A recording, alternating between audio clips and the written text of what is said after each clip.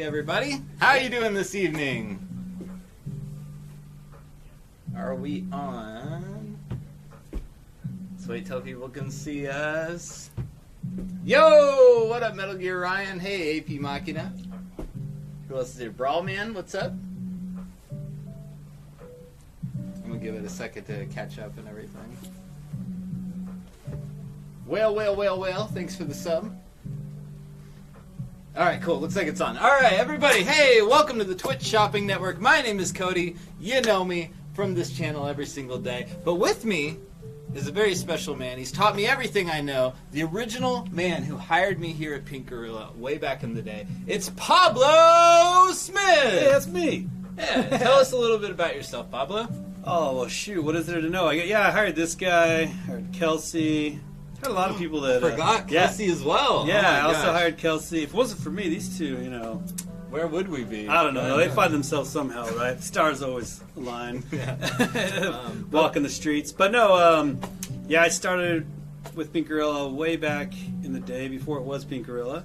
And then morphed it into what we got now. And these guys take the reins and keep it going.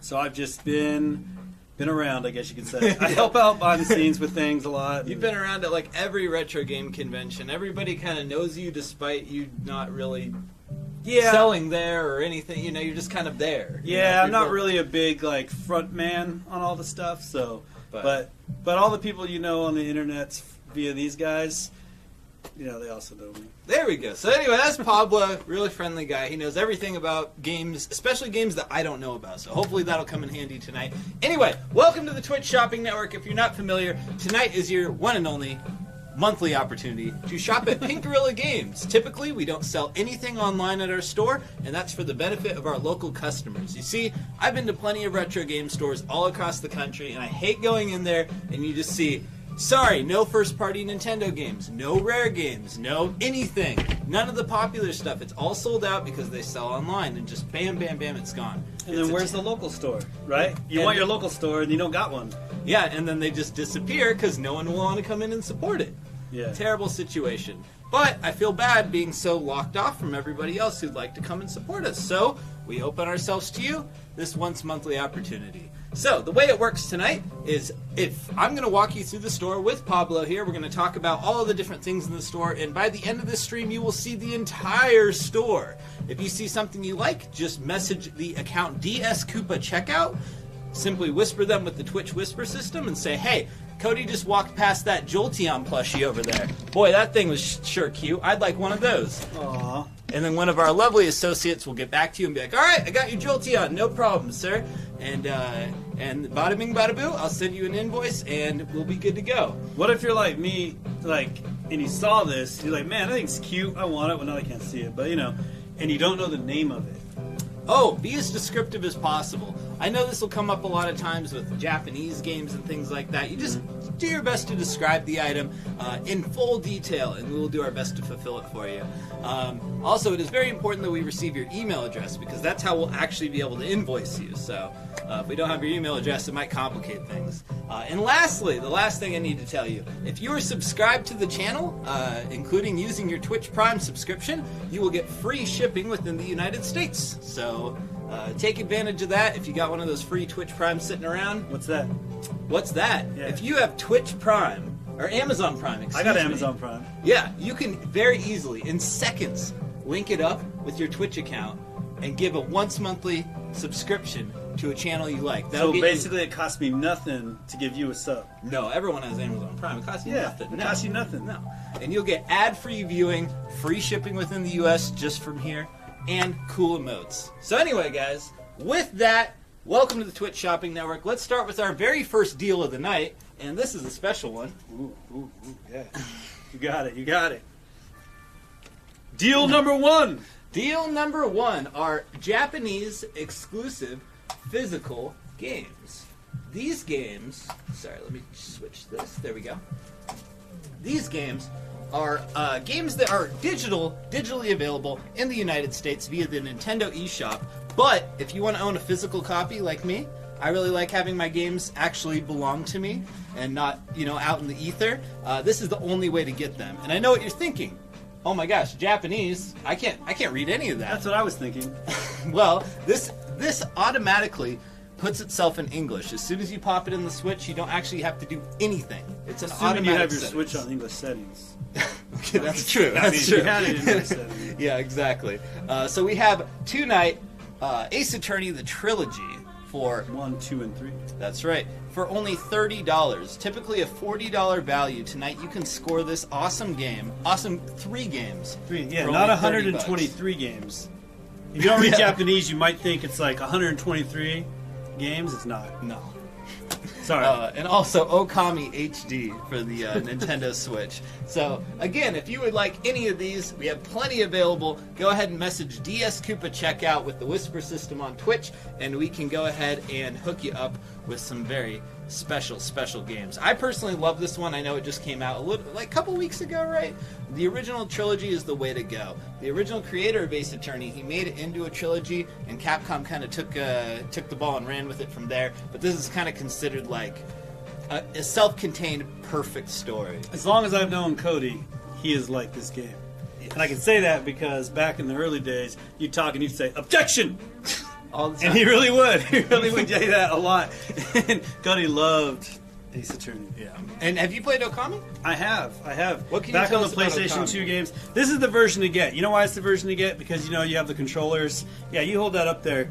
But if you're not familiar with this game, you use the controller to kind of paint with a paintbrush on the screen. Well, if you have a Switch, you can use the touch screen of the Switch to do the painting.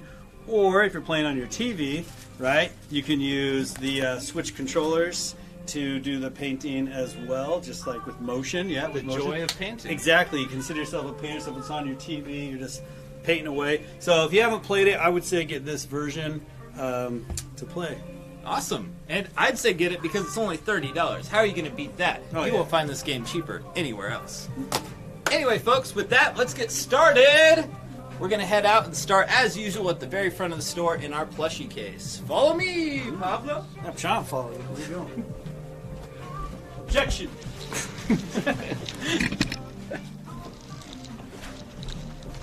All right, folks, if you're not familiar, Pink Gorilla is a huge importer of fine Japanese merchandise, and none finer than these Pokemon plushies. All right, Pablo, I'd really appreciate if you could start naming all of the Pokemon in order. Exactly. So this is what we call Lizard Man, right? Pablo doesn't And- know a single Pokemon. Oh, yeah. There you go.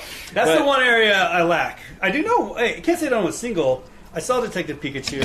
So now Okay. I know Psyduck and obviously Pikachu. So a lot of these plushies are going to be between $18 and $20, or $22. Some of the larger ones are a little bit more, but these are all officially licensed and super high quality, directly imported from Japan. We got some like odd ones here, like Gulpin and Axew. But that's what we like to do, is really provide a variety of Pokemon that you don't see anywhere else. We always like to be able to offer our customers something that kind of surprises them, you know. Lots of common cool ones as well. I really like all the detail on the Lapras plush. It's just so beautiful. And Totodile, Alolan Vulpix never lasts very long. We even got a Sylveon. That's surprising.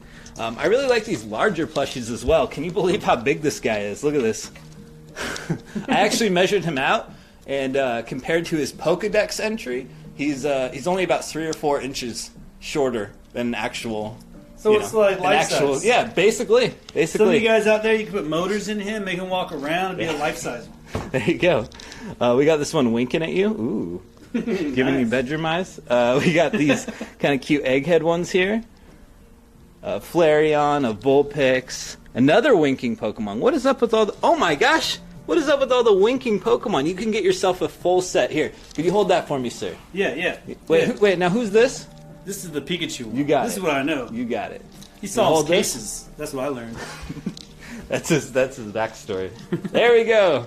Look at that. You can have yourself a full set of the original 4. That's awesome. Over here, though, this is more my speed. This guy's Slowpoke, and he is super soft. Can you pet that fabric? Ooh. Isn't that awesome? Yeah. When Cody says they're high quality because they're from Japan, he really means it. Like, we've been importing for years from there. And I don't know what it is, but the plushies that you get from here, nice. Plushies you get made in the U.S., it's like the Carnival. You go to the Carnival, those crap plushies. These are not those. Trust us. Same situation here with Psyduck. And a lot of these, it's kind of interesting, they'll come from these crane sets. Like, you know, the crane games that you play? But they're more expensive. Like in Japan, that crane game in America will be like $1. In Japan, it'll be like $5 or $10. It's kind of crazy.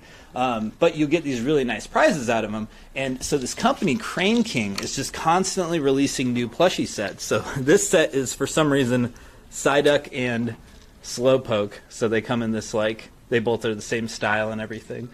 Pretty adorable. We got some Lucarios, some Eevees as well in that same super soft style. This one's really uncommon. You don't really see Dragonair plushies. But that one just came in like last week. Really cool. And with that, I think that kind of covers the plushie. Oh no, there's the Abra. Talk about uncommon. Look at this guy here. Woo! I think someone just snagged one. Yeah, someone literally before just we even talked about it, there were 2, and now there's only 1. That's how fast things go. Look at that. That's an especially uncommon one. I've definitely never seen an Abra plush before. All right, from there, folks, we're going to head over and start looking at some actual video games instead of just video game merchandise. And we're going to start over here all the way back in the past, as old as it kind of gets, at least in our store. We have Intellivision, Atari, Coleco games, etc. I'm not super familiar with a lot of these games, so Pablo, if you can help assist. I don't know how much of these you played. You know, I wasn't really like playing them when they came out either, but I have played them over the years, and many of them. And I find a lot of this stuff is just great to have in your collection, even if you don't have the systems. Look, Donkey Kong, right? It's just kind of cool to have on your shelf or to have with something, especially at these prices. Like, $6, kind of the most expensive game you're going to see here generally, right? Every once in a while you'll have like an oddball, like Masters of the Universe. It's like an uncommon Intellivision game. But... Or you got some with the interesting artwork that's just kind of fun to have. And actually this game, Beauty and the Beast, I remember playing this actually as a kid at a friend's house, and ever since then I've always loved it. You climb up the buildings, kind of... That makes me think more like Donkey Kong, because instead of going up as Mario, Jumpman, here you actually are the Beast, Donkey Kong going up the building. As for myself, in television games, I think I played Frog Bog, which was pretty fun.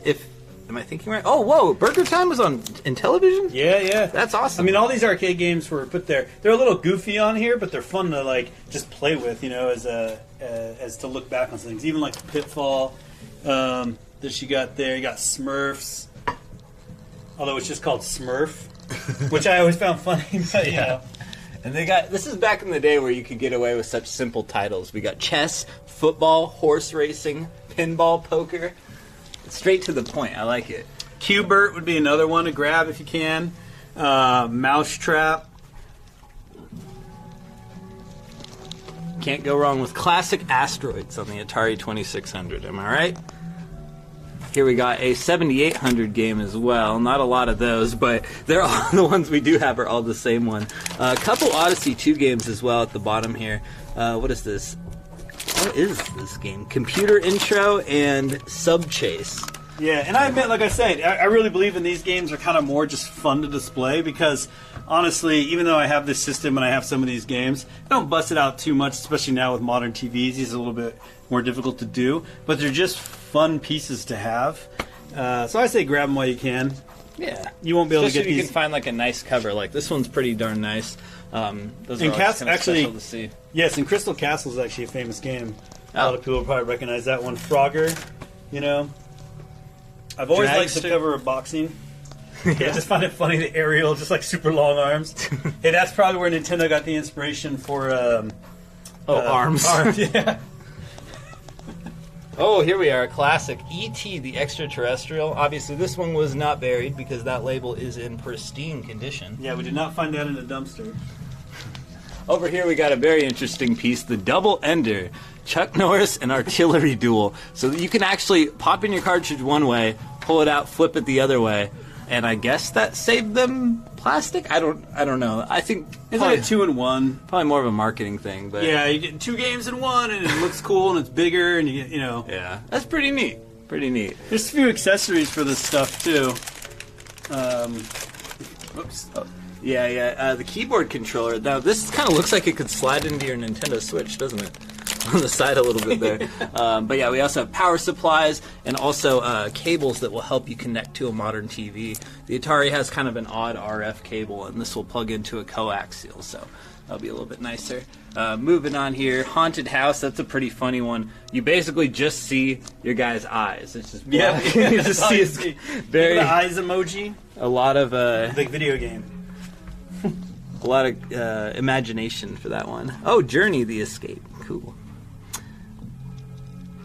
I mean, really, a lot of these games are about your imagination. That's why the ones that actually have cover art and everything are pretty fun to have. MASH. I actually enjoyed that one. And almost at the end of these Atari games here, we'll just have one more pass through of some 5200. And then we're going to be moving on to the Famicom. We'll do one pass of these 72 cards because those actually have really cool artwork. Mm-hmm. That if somebody wanted something, again, just to kind of display. Oh, there's Spider-Man. That one's extremely frustrating, but pretty fun. You're trying to climb a building as Spider-Man with his web sling. But when you fall far. All right, here we are at the 5200 games here. Yeah, I like the artwork on those. Just they all kind of match. They remind me of Nintendo's early days with the black box labels and stuff. Just following that The format. uniform, yeah, it's so great. Japan, they were just like whatever color. Well, they started with the pulse line, and then moved on to just whatever color. And a couple inbox ones down here. All right, folks, right here is the Famicom. If you're not familiar with the Famicom, tell you what, it's real easy. It's the Japanese version of this. Japanese version of the original Nintendo, but obviously a whole lot more colorful. And there's a lot of games to explore that never really made their way over here. And if you're wondering like how to play the Famicom carts, I mean, a great thing to get yourself is like a Retron 5 specifically. I like those. There's a few other ways to play Famicom games that are easy, but yeah, I use actually, that one. would you mind passing through just real slow down No. these three games for me? I'll go grab something great. That's a great accessory for anyone who wants to play these. Sweet. He's gonna grab those. Anyone out there know what Famicom means? I mean, you guys all are probably pretty versed on this stuff here. Although I'm asking you, but I have no way to see if anyone actually answers that question, so I'm going to leave that up to all you guys to monitor if somebody knew the answer to that. So right here, we have a 60 to 72 pin connector.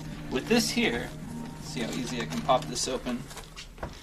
Okay. So basically, what do I got to own first? First things first. You need some way of playing original Nintendo games. Now, Okay. That's not hard. No, that's original easy. Nintendos are a dime a dozen. This thing here, you go ahead and pop in your Famicom cartridge on top, and then put this inside of your Nintendo, and just like that, you can play Nintendo games, or Famicom games, on your original Nintendo. Does it work with both models of the NES? It does, yes. Okay. So, yeah, pretty awesome. And that's only $10? Only $10. All right, yeah, shoot. Pick one of those up.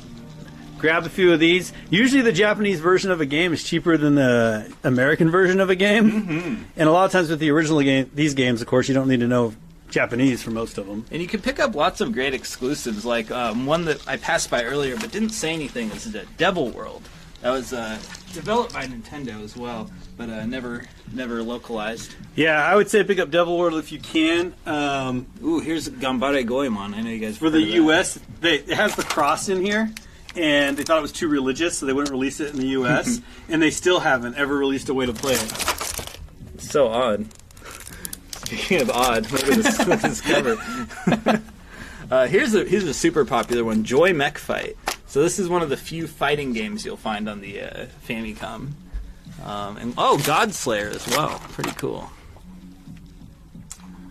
Which one is this? Higemaru Iwakaijima? I'm not sure what that was.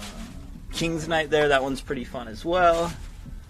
Murder on the Mississippi sounds like something I'd love to play. You know, I'm thinking like Deja Vu style adventure game, but you know, being in Japanese, that can be tough. So definitely take that into consideration when you're picking out your selection.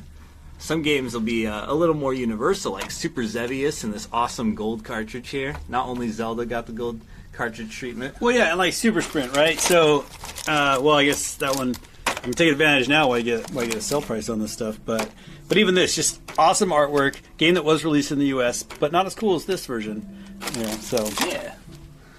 Here we have a really popular one, Takeshi no Chosen, Takeshi's Challenge. Everyone knows that. And I guess this is another Takeshi game, but I've never heard of or played this one before. So maybe that's an undiscovered gem. Sky Kid as well is super fun. That's a game I know.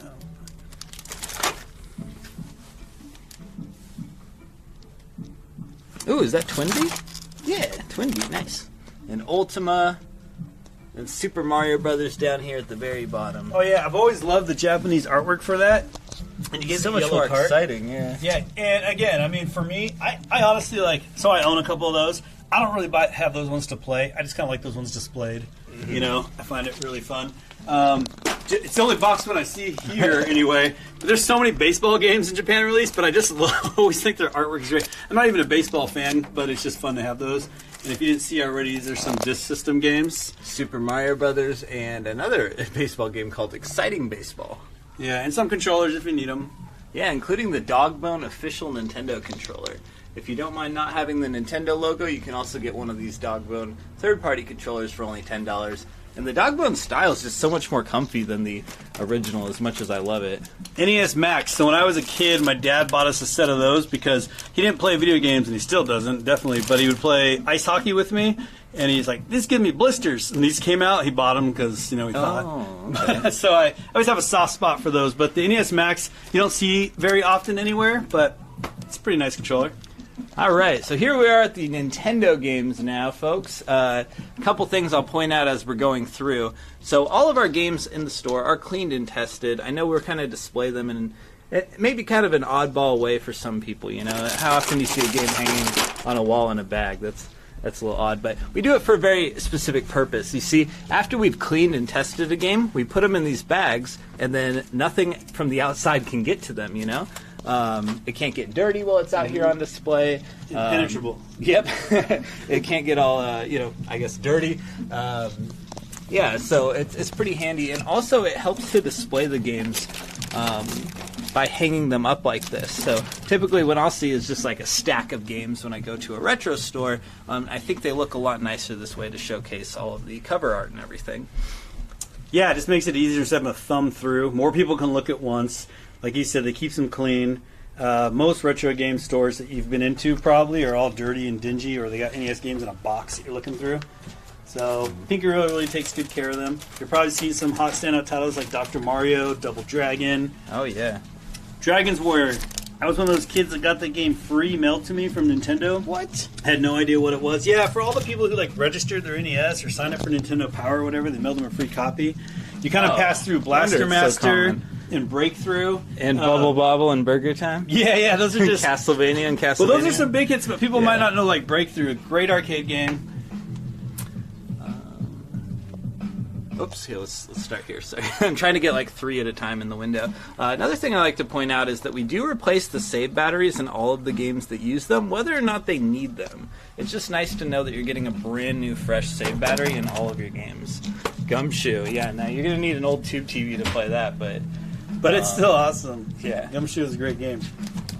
I remember Gyromite. I didn't know what I was doing with that game as a kid. I had the raw robot, and I just hit buttons a lot. It made things go up and down.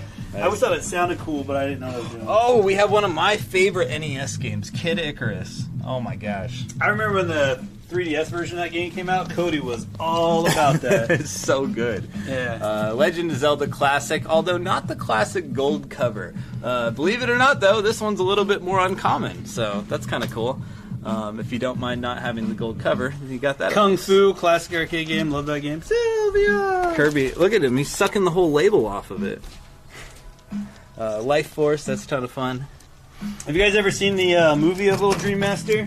It's an oddball, but that's an awesome game, by the way. It's one of Capcom's, I wouldn't really say hidden gem, quote unquote, but it is one that a lot of people don't really know about when they think about old games.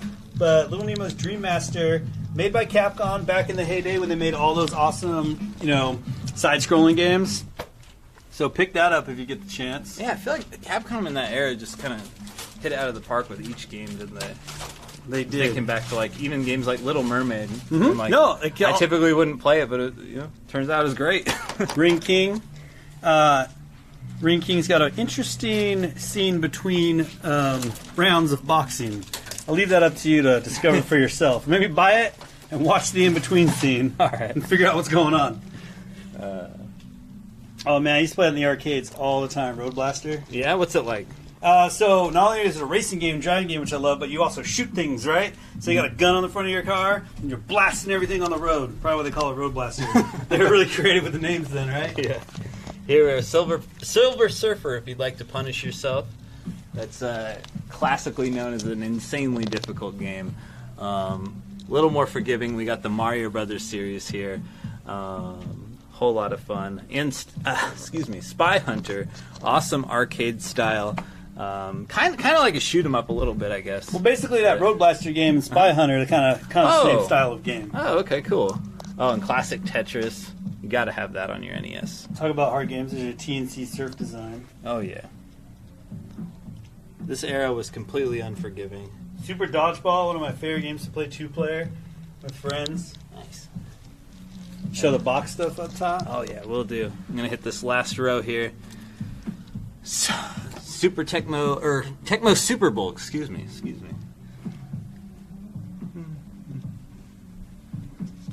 And In that shot. Oh, go ahead. And at the very end here, we just got some game shows and kind of WWF WrestleMania Challenge. But check this out. Here we have boxed NES games. And don't worry, folks, we got quite a bit more. They're just coming up a little bit later in the program.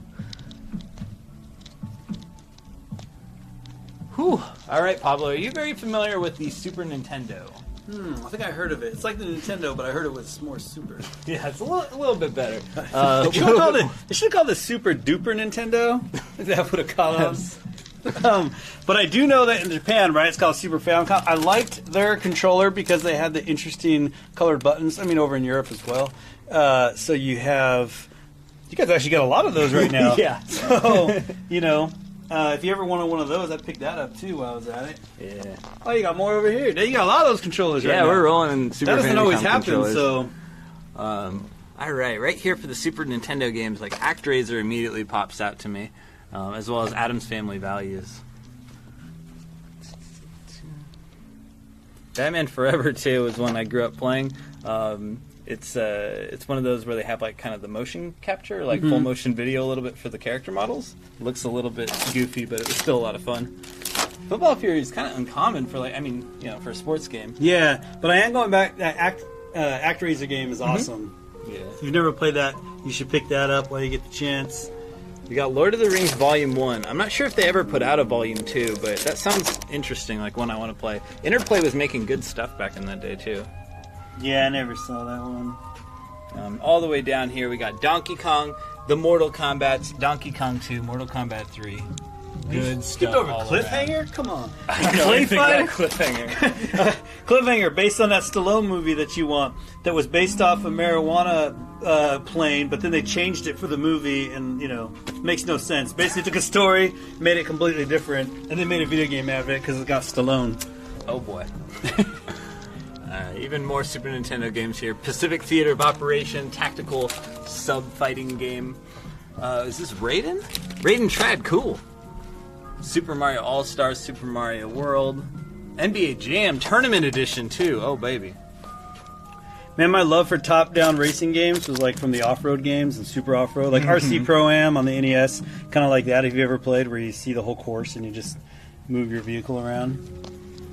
Street Fighter's a must-have. Pac-Man 2 is kind of an odd one. Not a terrible game in my opinion, but it's definitely not really Pac-Man. It's more of a point-and-click adventure, which I enjoy. But I mean, they came out with Pac-Man World later. That's not really Pac-Man either. So yeah, it's it's fun stuff. It's got the Pac-Man theme to it. In the Super Star Wars games, if you really want a challenge, they play really well. It's just so much stuff flying at you. It's if you're in that column, did you guys see the Super Punch-Out? May have missed that. Look at that. Yeah, Super Punch-Out. Not rare, but it's not like I see it every day. And down here at the very end, I think it's discount for $5, right? Thunder Spirits. All the way there at the very bottom.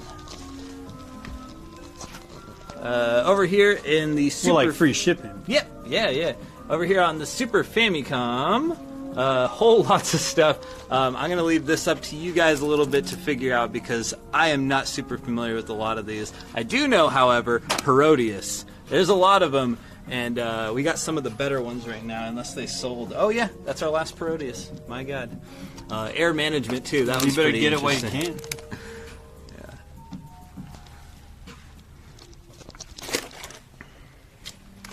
Some of these are the fighting games, like Fatal Fury. You know, doesn't really matter if you know Japanese or not, but you just get the Japanese version of the fighting game, which sometimes has some different animations, different names to the characters. Yeah. And the Final Fantasy ones are just kind of cool to have. Like you were saying with the some of the older titles, it's just kind of cool to have in your collection, you know? Some of the games that you know and love and like maybe never came to America, even if you can't exactly play them. Kirby Super Deluxe, it's a good collection there. Oh, one of my favorites in English, Illusion of Gaia.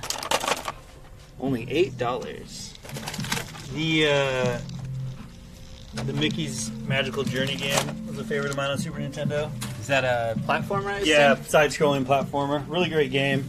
Nice. You shouldn't really need to know much Japanese on it, but you get a lot of cool things. And so with this one, it's even easier to play these games than it was the Famicom. Oh, yeah. Right, yeah. So on an existing Super Nintendo. So you can get these running on all kinds of stuff. They have adapters that will let you plug these in. You can use a Game Genie, and then also you could also on the inside there are some little tabs that you can pull out of your Super Nintendo, and any of those methods will allow you to play Super Famicom games on your Super Nintendo. And if you have one of those third-party system machines, like the Retron 5, just for example, most of them they just work interchangeably with Super Famicom and Super Nintendo games. So if you happen to own one of those, you're just good to go. Yoshi's Island. Because other than the physical outside cartridge part, there was nothing different about the Super Nintendo games. Pins were all the same. Exactly. Everything was the same. And speaking of, Yeah, they did the same thing here. In fact, if you take like the back and you unscrew this and put the US, unscrew that and just put them on, all it is these tabs that are different on the back of the cart. Just slap it on the back of that, it works. exactly, easy as that. Yeah, there's nothing difficult about them. Yeah. The only thing difficult about N64 games is finding them because they go so quick. Absolutely. All right. Well, real quick before we get into the 64 games, this is just a little teaser for you guys. We're going to show off our deal number 2 of the night. So Deal number follow 2. me right this way. So here at Pink Gorilla, as mentioned before, we're a heavily Japanese-inspired store, and part of Japanese culture is kind of this culture of like gift giving, right? Whenever somebody goes and travels, even just a little bit away, they come back bringing a gift, and obviously this could add up. So they've kind of done this thing where they give these little gifts. So that's why you'll find stuff like this. These cute little things that make great gifts for a loved one.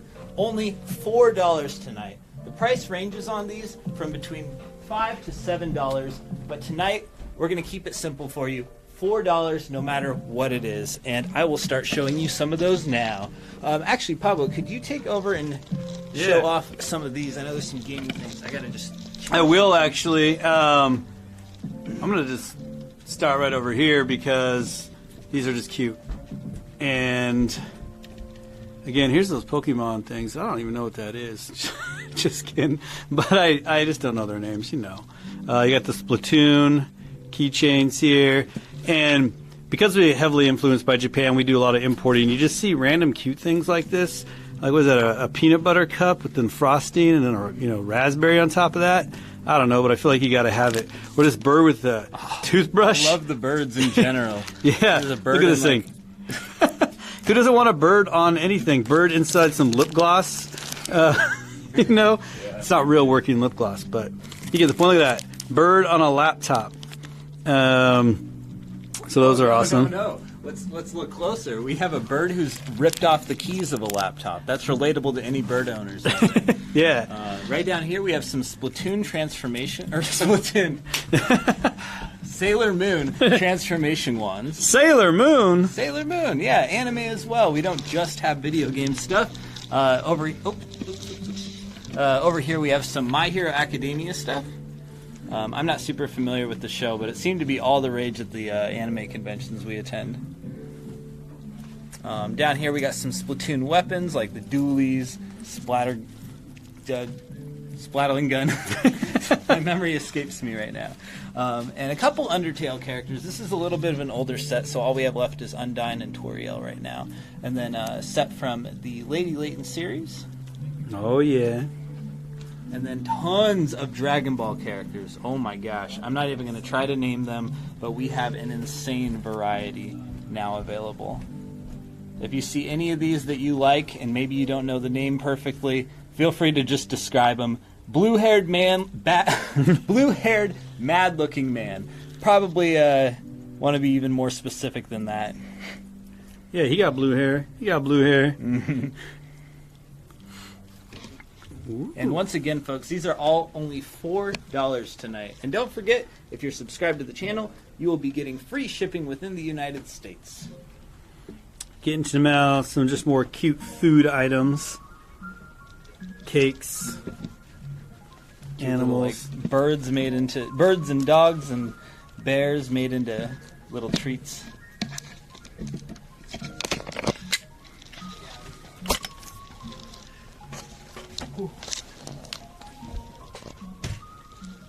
Ooh.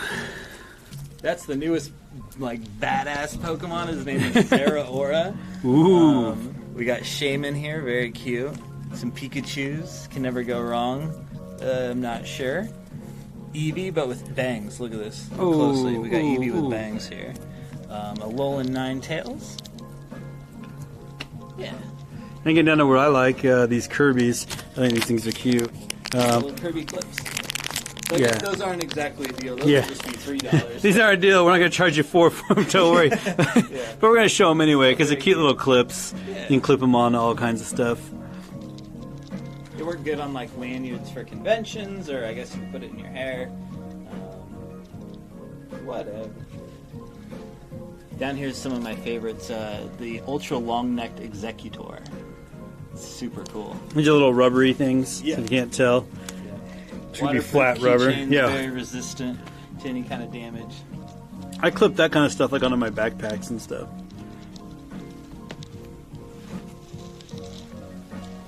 Oh, Did you want to there? We'll take it right over here and check out all these various animals here. We have like the zodiac animals, you know, we got the cow, monkey, dragon, etc. All those are very cute. Don't forget, these would make a very great gift. Just get something small, only $4. Give it to someone you love and just say, I was thinking of you. It would really mean a lot to them. I bet you anything. It's that easy, man. It's like a cheat code, gamers. Yeah. It works on me, and I even know the trick. And there's something for everybody, whether it's these like kind of crazy colored unicorns or like, you know, a hedgehog, a bunny, a bear, fox, a lion, a bird from Twitter. Could be anything. We even got really oddball things as well, not just like cute animals, but like here's a cute little sweet or Donut. donut, yeah. A little piece of cake. Donut face. And then here we have some pastel animals as well. Once again, only $4 for any of these you see. Ignore the price tags, guys.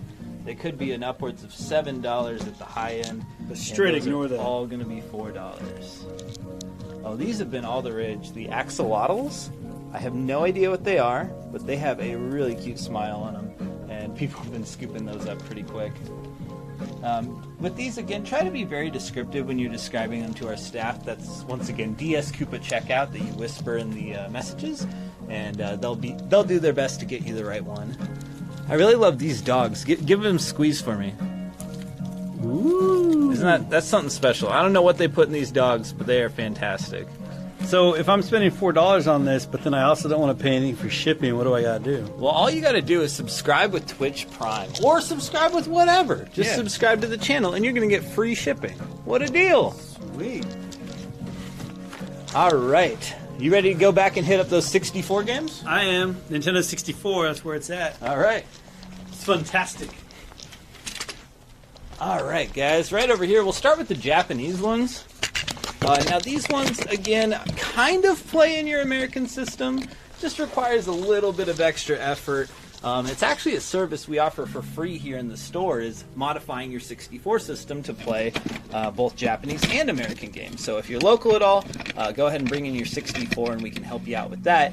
Otherwise, there's plenty of tutorials online. As a matter of fact, I think we have one up on the Pink Gorilla YouTube page. So yeah, Pablo, could you kind of take them through these ones really quick? Of course, of course. Now these are probably gonna be a little more familiar with everybody here, but I'm gonna take you through these. I'm gonna remove this real fast. Go this way. Like I said earlier, N64 games are always hard to keep in stock, so that's why the selection in this area is a little bit smaller, but usually you still get all the gems. Of course, your Banjo-Kazooies you'll probably recognize by the artwork, from what Cody tells me about his audience here. And you got Donkey Kong 64, DK, Donkey Kong. Everybody knows that song, right?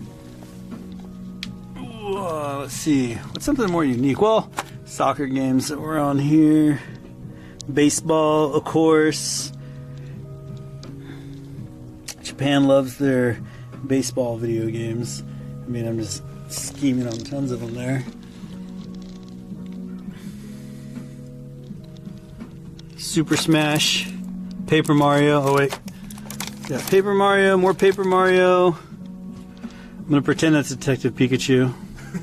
That would be Pokemon Snap. Yep. Classic game. It's one of those games that I go back to like once a year because it only takes like an hour or two to get through. You don't even have to be a speedrunner. It's just very easy, but it's so satisfying to play and a whole lot of fun. And again, some of the stuff is just like, just look at the artwork on that, right? $5, you get something cool. Even if that's all you get it for, I think it's fun to display. Here's something I always like to point out to people. This is Pokemon Stadium 1, 2, and 3. What's that? In Japan, there were 3 Pokemon Stadium games. So this here was our Pokemon Stadium 1. This is our Pokemon Stadium 2. And this here is a game that never came to America. Now, don't get too excited. This is actually just like a dumbed-down version of this. There's literally just less features in this one. But it is kind of cool to have the complete set, even if the complete set means adding kind of a weaker title into it. I just like to collect them all, you know. That's what is the saying, right? Yeah. Be sure to catch all of them. All of them. There's that Super Smash I was talking about a moment ago. We got Turok. Wave Race. Yeah, Turok. In his second entry, Turok 2, he is called Violence Killer in Japan. Now, the N64 boxes, for whatever reason, became giant in Japan. Well, because like the other stuff was smaller, right? So your Famicom game boxes were barely larger than the cartridges themselves. And then they decided with the Super Famicom games to make them about US VHS size boxes. And then for whatever reason, the N64, they're like, let's just blow it up and make them giant. You know, the very nature of like collecting or selling these kind of things is that like you never know exactly how what your stock's going to be like. You're kind of at the mercy of like what you can get a hold of. And at one point, this store just had an amazing collection of complete in box Super Famicom games. I'm so glad they're gone. Just for this one question. Hey, these all VHSs? They all look like that. It's ridiculous. But they are some cool looking VHSs. Before we get to the games, just want to point out, because usually it's hard to find first-party N64 controllers.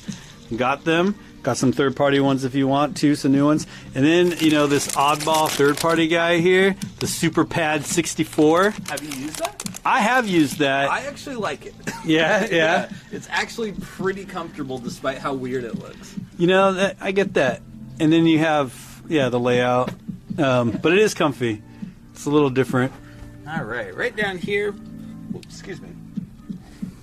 We got Army Men Sarge's Heroes, Gex 3, Armorines, Battle Tanks.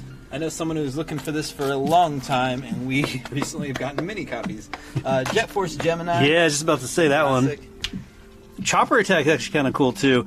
That's like the old, the helicopter games where you go and you pick up hostages and come back. Excite Bike 64, or some people like to say Excite-A-Bike. Extreme G and Lego Racers. There's a lot of racing. Can I say Extreme G? Over here we got the new Tetris. It's the new one. So if none of that old Tetris. You got 4-player. No, right? Okay, all right, that's fair enough. We also got Mario 64. Gotta have it. This guy uses the RAM Pack expansion, so if you have that, if you guys remember that in the N64, he has the expandable RAM in there. That game will support it. Toy Story 2 is a lot of fun. It kind of reminds me a bit of Banjo-Kazooie. You know, you go in these levels with your different objectives and collect coins, whatever. It's a lot of fun. We got American Pokemon Snap and Stadium, and we actually have plenty of copies of Snap, so we have some with some very nice labels as well, not just that one. But specify, otherwise I'll send you that one. Just kidding. I'm sure we'll send you the nice one, don't worry. This game also uses that RAM expansion pack, Turok 2. So if you have that and you want to take advantage, you can get those games. The Ready to Rumble boxing games are like those. And the Star Wars Episode Racing, Wave Race. Yeah, they did have a lot of racing games on Nintendo 64. Yeah, they sure did. I guess that was the time when they added the 3D and everything. Here we have some Game Gear games. I'm not super familiar with this system. Like, one of my cousins had it, so I only played it a little bit. But we have some pretty standout titles right now, like The Adventures of Batman and Robin. It's like the animated series style. Mm-hmm. I know everyone really likes that. Can't go wrong with an arcade classic collection. What are you talking about? This is the Batman to love. Also got a Bust a Move. It's a ton of fun. Is that Columns? Yeah, it's Columns. Nice puzzle game. You know, them trying to be their Tetris. They wanted everyone to be playing since Tetris was a system seller. You got Home Alone, which, I mean, just look at that cover. Just for that alone, right? Holy cow! This is that Castle of Illusion game, but on the Game Gear, which is nice as well. There are ways to play the Game Gear on TVs, too. Which I think is the best way to play these games. So don't worry if you don't have a Game Gear yourself. Yeah, that's where Poker Face Paul gets his namesake. We got NBA Jam Tournament Edition as well, and regular NBA Jam. Sonic, of course, Sonic and Tails, tons of those. And they're different, too. So, like, the Sonic games on the Game Gear are not the exact same as they are on the Sega Genesis, or even the Sega Master System. Those are all different versions. So, we got Star Wars and Super Columns. Cool. And I believe the Game Gear is region-free? Kelsey, double check on that. But we got Daisen Rakuji, Eternal Legend. I think all of these are good titles. I was looking them up before as I was putting them into the system. Wait, yeah, they are region-free. Yeah. Never mind. G-Loke, Sonic and Tails, and Zangier. Kelsey checked on that quick. Yeah, good job. One lone Lynx game. Yeah. Anyone interested in Switchblade 2? We got it. For the Atari Lynx, come on now. As well as any kind of controllers accessories you might need for not just the Game Gear, but like Sega Genesis, and again for the N64. Any of the sections. Are we talking about the deals of these yet?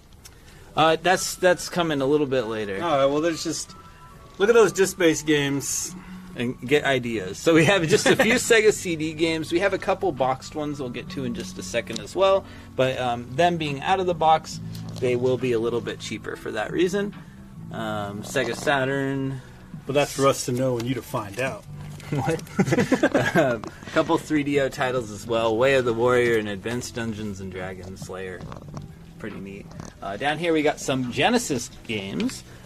In box. Now, not all of these have their manuals, so please do specify if that's kind of a deal breaker for you, and we can check on that for you. It's no hard feelings if you don't want it for that reason. Some pretty cool ones like Cyborg Hunter over here. We also got Miss Pac-Man. Crew Ball, which is a heavy metal pinball featuring Motley Crue. Yes. Oh my. There's a lot of pinball fans out there still, so that's a good one to get. You're getting to another awesome one, Bad to the Bone Tasmania. I love that. I love that artwork. I mean, just bad to somebody else's 90s. Bone, apparently. He's not... Oh, it's just yeah, it's just Tasmania, you know, the cartoon. That's some good art, though. It is. All right, right down here we got some Sega Master System games, including one that's the Sega Master System cartridge. You want to talk about good artwork? Oh yeah. You're like, all right. Box art shows you what's going to happen when you open this up, right? It's like, oh, and then you have the card right there. You're just like, oh yeah, that's what it'll be. That way you know surprises. Very straightforward. Or we got a foot. Yeah, their answer to Kung Fu on the NES. There was a lot of that rival. Is this the one? Yeah. The headless man with another guy, his own head in a headlock. Yeah, I think what?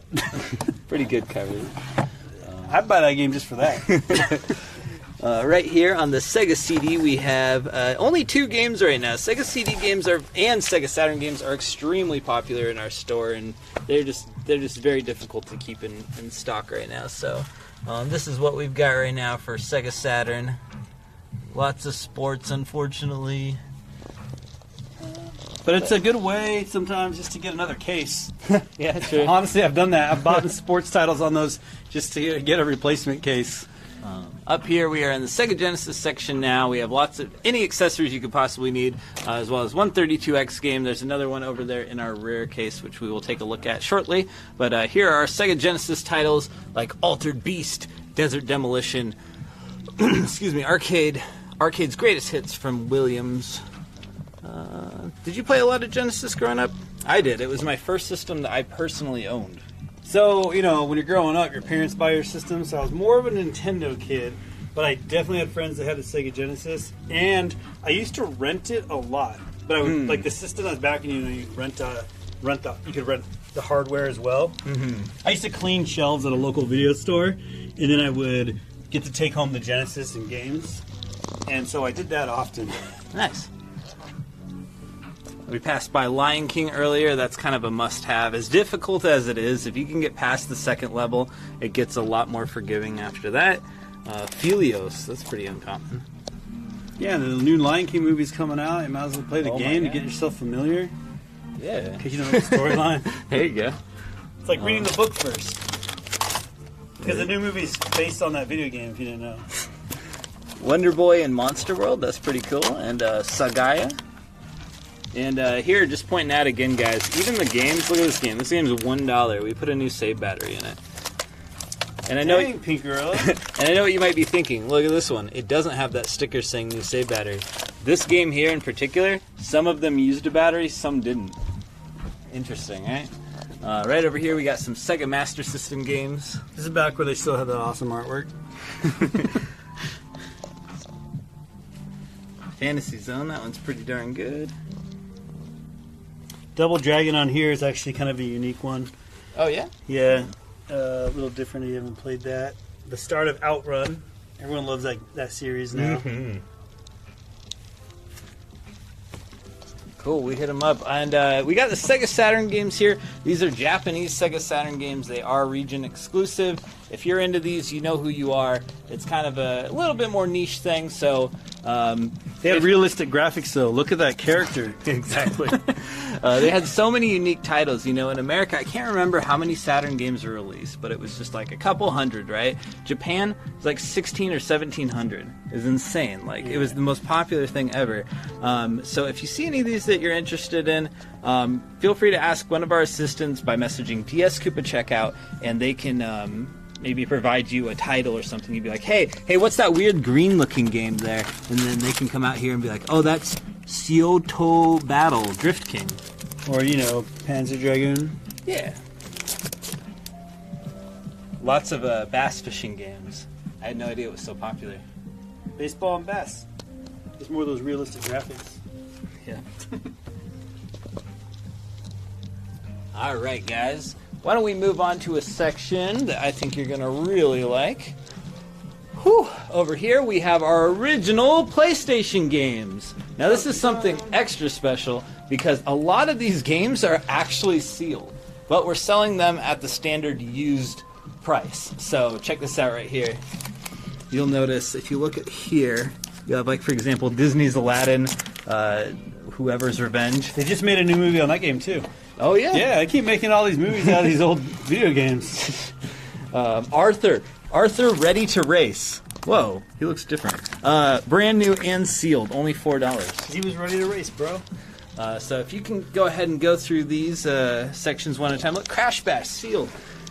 Crash Bash, there's a cover over there about Crash Bash. You can get this magazine and that game together. I'll show you that in a little bit later. But just remember that. Keep that in your memory banks. Barbie Explorer. I actually think the artwork to this game is pretty cool, to be honest. But I never played that one, so I don't actually know what that one's like. Blast Lacrosse. Buzz Lightyear. Got a New movie coming out about that, the 4th part. Alright, down here, I really like the Army Men games. Here's a sealed copy of Sarge's Heroes 2. Pretty cool. Army Men 3D. Down here at the very bottom, we got a copy of Chrono Cross hiding down there. Pretty cool. And let's not skip Codename Tenka. I have no idea what that is, but it looks pretty darn cool. And if you thought they never made video games based on things like hotels, you'd be wrong. Caesar's Palace, that's a hotel in Vegas. Perfect. They made a video game based on the hotel. Look at And a that. sequel. I wonder if there's like a buffet in that video game. I don't know if you pointed these out, but Darkstalkers 3, that's a really cool one as well. Yeah, great fighting game. We got The Emperor's New Groove. People love Cool Borders. Brand new and sealed. I loved that movie back in the day. It was great. What happened to his old groove?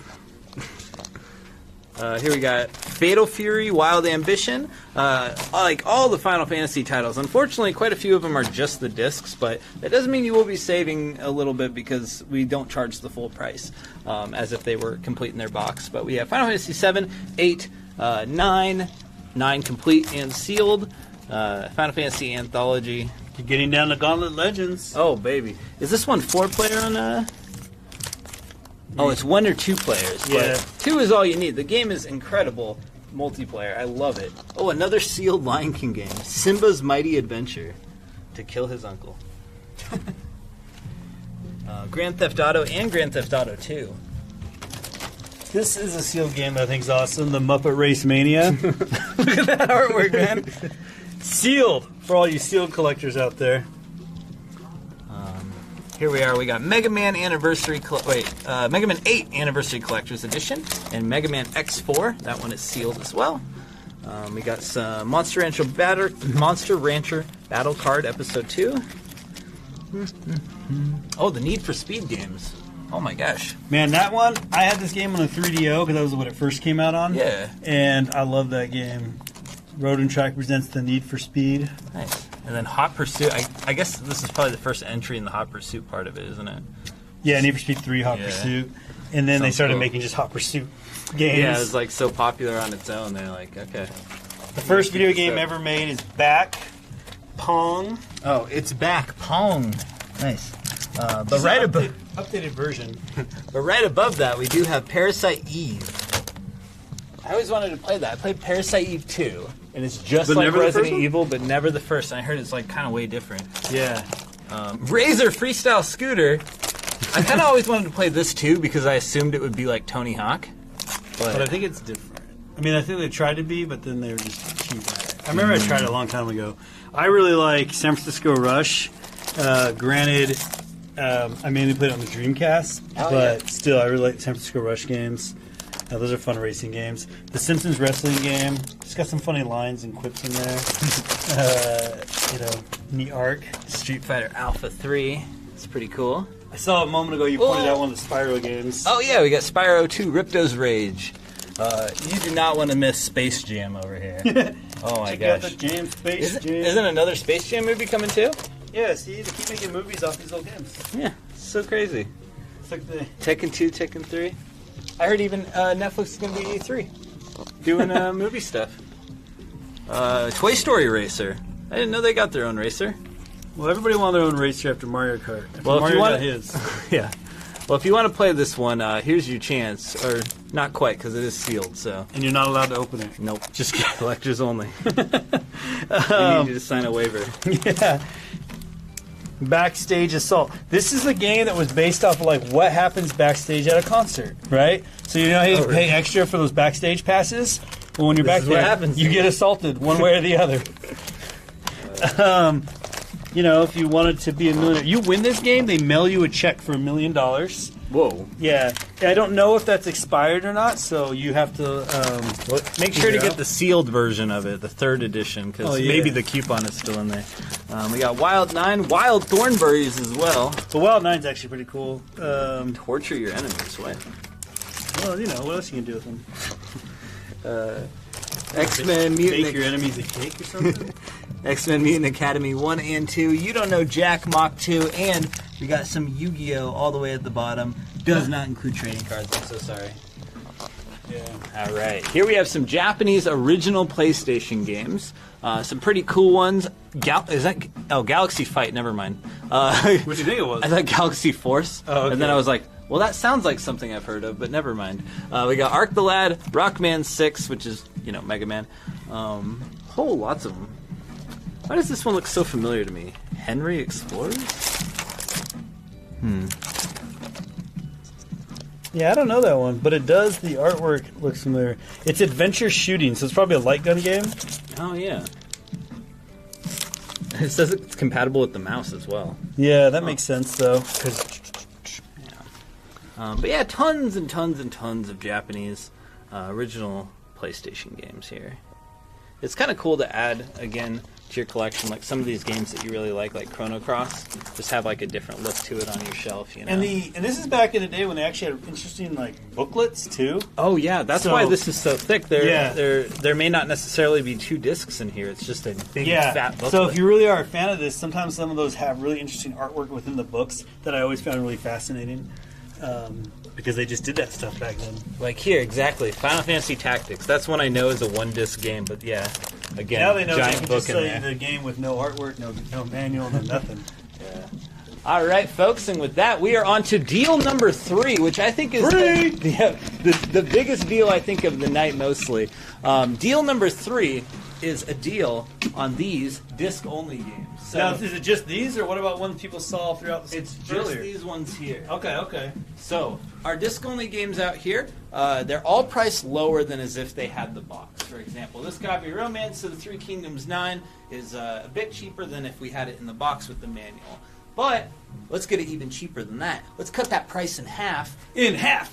Just tonight, during this special Twitch Shopping Network stream, you can get any game you see here for 50% off. I'll go through it real slow so you get a chance to check it all out. Here we go.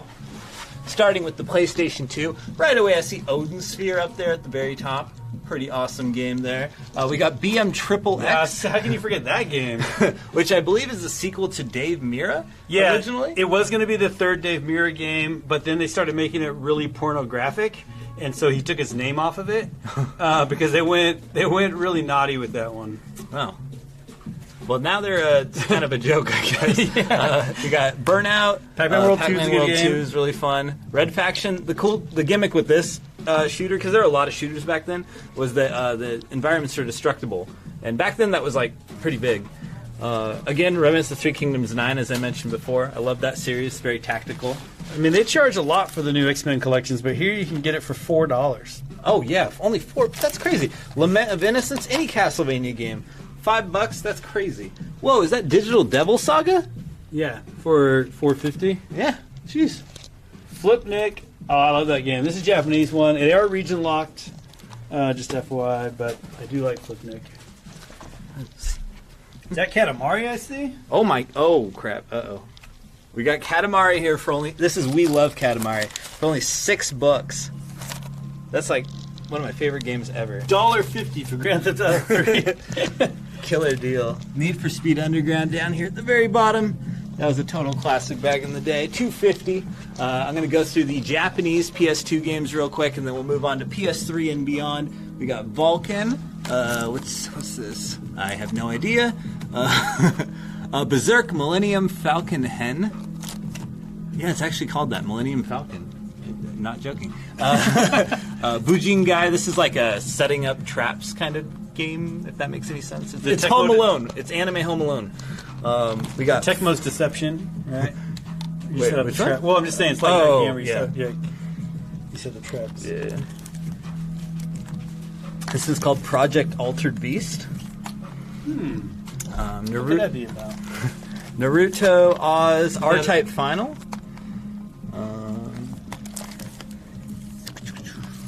Swords of Destiny. Waku Waku Volley 2. What's this one called? 12 Stag? I don't know. And Yoshi no Noya. If I remember right, this is like a convenience store simulator, but yeah. All right, moving on here. We're gonna check out the PS3 and Wii games here. Any of these pop out of at you as like particularly awesome? Well, Fling Smash might pop out at you because you're fleeing it. And you got the Dead Space games. Yeah. Dead Space is awesome. Fling Smash actually is kind of neat for $2. The Disgaea series is pretty cool. It's a little bit like long, but if you like tactical games, I give them a shot. If you've never played before, For $2, you can't pass up on Genji. That's an awesome adventure game. Super Monkey Ball Banana Blitz for $2. And if you want to, just turn this into a coaster or something, like look at that, 50 cents. 50 cents. Make that, coaster or throw it at somebody. Mighty Number 9, I supported this on Kickstarter, and I certainly paid more than $2.50, which is all you got to pay to get a copy on the Wii U. Lots of people supported that game. We got Lego Hobbit, Lego Marvel, Shadow of Mordor. All these PS4 games are also half off. Get yourself a super modern game for only $4.50. All right, over here we have just a couple Xbox One games. Ori and the Blind Forest, a total awesome title. $6. $6. Shadow of Mordor, $3.50. Awesome game. All right, here we got some original Xbox titles. Again, this is the time of the shooter. We got like America's Army, Medal of Honor, all that good stuff. Well, yeah, when their biggest game was like Halo, so people put a lot of shooters on it, the fan base. But you could also get things like Blinks the Time Sweeper you're coming across, the Atari Anthology. If you were like interested in wanting to check out what those Atari games were like, buy this for $2.50. You see a bunch of games on there. Need for Speed Underground 2 is pretty great. Burnout 3, Takedown's an awesome Burnout game. Oh my gosh, Yeah, that game's awesome. Spent way too much time on the Burnout series. House of the Dead 3, that's pretty cool. That one is, I think it's just compatible with the light gun. It's not You can use required, a controller right? Yeah. or you can use the light gun. Now, Jet Set Radio Future. So this is not the best way to purchase this unless you are a collector. So Jet Set Radio Future commonly came with Sega GT as a combo pack, but this, finding it on its own, is quite uncommon. So this is kind of more of a collector's thing. But for only $10, who knows? It could be both. And Indigo Prophecy as well is pretty Indigo, cool, trippy game. if you haven't played Indigo Prophecy, it's the first game from the company that's been making like Beyond Two Souls, Become Human, Detroit Become Human. All those games, that was their first game. It was also called Fahrenheit overseas, but in the U.S. it's called Indigo Prophecy. So if you wanted to see where they got their start from, pick that game up. And you'll notice on here we put a lot of these stickers that say works on Xbox One, and that means exactly what it sounds like. If you have an Xbox One connected to the internet, pop this disc in and go ahead and play it. This is pretty cool. Midway Arcade Origins. If I remember right, I think that one is was taken off like an online store or discontinued or something, so that one's pretty uncommon. We got the Cartoon Network version of Smash Brothers. Yeah. Forza Horizon. I absolutely love the Horizon games. If you've been kind of out of the Forza ecosystem or whatever, Bayonetta. Basically what it is Forza has Motorsport, which is like very realistic simulated racing, and then they have the Horizon games, which are more like the arcade style racing games, and that's more of what I enjoy. I just want to do crazy stuff. Yeah, the Horizon ones are great, and these work on Xbox One titles. They are fantastic. Like play SSX3 on there. They most of them, they've actually kind of improved the graphics. So it's not even like playing it on the original system. They look super faster. They look super smooth. Yeah. Oh yeah, when I'm playing SSX3, the screen that tells you like how to do stuff, like they would have that on there as it would load. You can't even read it because it's like it pops up, the load bar just goes boop, and it goes away. So they've made some improvements. They just don't just work on there. They've actually made improvements. So we do have the GameCube disc-only games will be available. We cannot offer the in-box GameCube games tonight, unfortunately. We're just too low in stock right now, but if you would like to take a crack at these are also half off. Help yourself. Disc-only GameCube games. Army Men RTS is a pretty fun one. I played like all the Army Men series, as you could probably hear from tonight. Resident Evil 0, that is both discs, of course. Sonic Adventure DX. Star Wars Rogue Squadron 2. This is actually a pretty fun adventure game, 3D adventure game if you haven't played it before. Tak. Yeah, if you have a GameCube and you haven't played Tak and you like 3D adventure games, like Mario 64, that kind of thing. And then down here we have a couple Japanese ones. These are region locked, so you cannot play these on your American GameCube unless you've done the modification. But we got Biohazard Zero, aka Resident Evil. This is Pikmin. I just like that cover art. It's pretty cute. And Star Fox. Looks like Star Fox Adventure. Cody is a fan of Pikmin. Oh, I love Pikmin. It's here. the best. It's the best. All right, Pablo, where should we go from here, sir? What do you think? I'm thinking we have an incredible PS2 section to share with people. It's I was just looking that over overflowing. earlier. Yeah, I was looking that over and I was like, oh man, you guys got this in stock right now? This stuff's right. Got a bunch of things. Nice. All right over here, folks, we have PlayStation 2 games. Whoa. I played a lot of PS2. I'd say overall, only one system I could have for the rest of my life, it would be the PS2. It's just got so many unique and cool titles, and they're still, they still hold up today. Like, I have trouble going back to some original PlayStation games, but if I do PS2, no problem at all. Britney's Britney's Dance. That's what I'm talking about. This game is the reason why I like one of her songs. I forget what it is. No, this game only had it has 5 songs in it. Oh, I'm a Slave for You. I heard that over and over again. Aggressive Inline, this plays a lot like Tony Hawk. Yes. It's a lot of fun. Why do people diss on inline skaters, man? I mean, they're just cool. We got the Army Men trilogy here. I'm sure you've heard of it. Oh, spoiler. Army Men Green Rogue, Army Men Sergeant's Heroes 2, and then of course Army Men Soldiers of Misfortune. Same thing. We were talking earlier about the Burnouts. Oh baby. So you got the Burnout Revenge, the Burnout 3 Takedown. Great games. Bully, ton of fun. Rockstar, if Still you don't hoping- know. If you don't know. yeah. It's a sort of Grand Theft Auto-y, sort of. You got that Chronic. What Cools of Narnia? Crazy Taxi, and that's exactly what it looks like. It's just classic Crazy Taxi. Dark Cloud. Oh yeah, I highly recommend that game. You haven't played that. If you like games like Zelda and stuff, I mean, it's sort of similar. We got Def Jam Vendetta, and every time I show off this game, I know what everyone's thinking. Do you have Fight for NY? Game's very hard to find, and I'm sure you'll find it a little bit later, folks, so stick around. Made another movie based on this game. Dogs Life. No, just kidding. Another dog movie that's coming out. I forget what it's called now, so the joke falls flat, but there's like a Dog's Life movie or something that's coming out right now. But actually, no, nothing to do with that. But this is just another wacky, like if you're looking for just, what I liked about the PS2 is it was the first time that like a lot of just wacky games started coming out in the US. Because as you probably noticed or saw, in Japan they'd always get these like crazy ideas and they'd make them, and in the US it was always kind of the same stuff. But like you just got stuff, adventure game where you're like a dog walking around.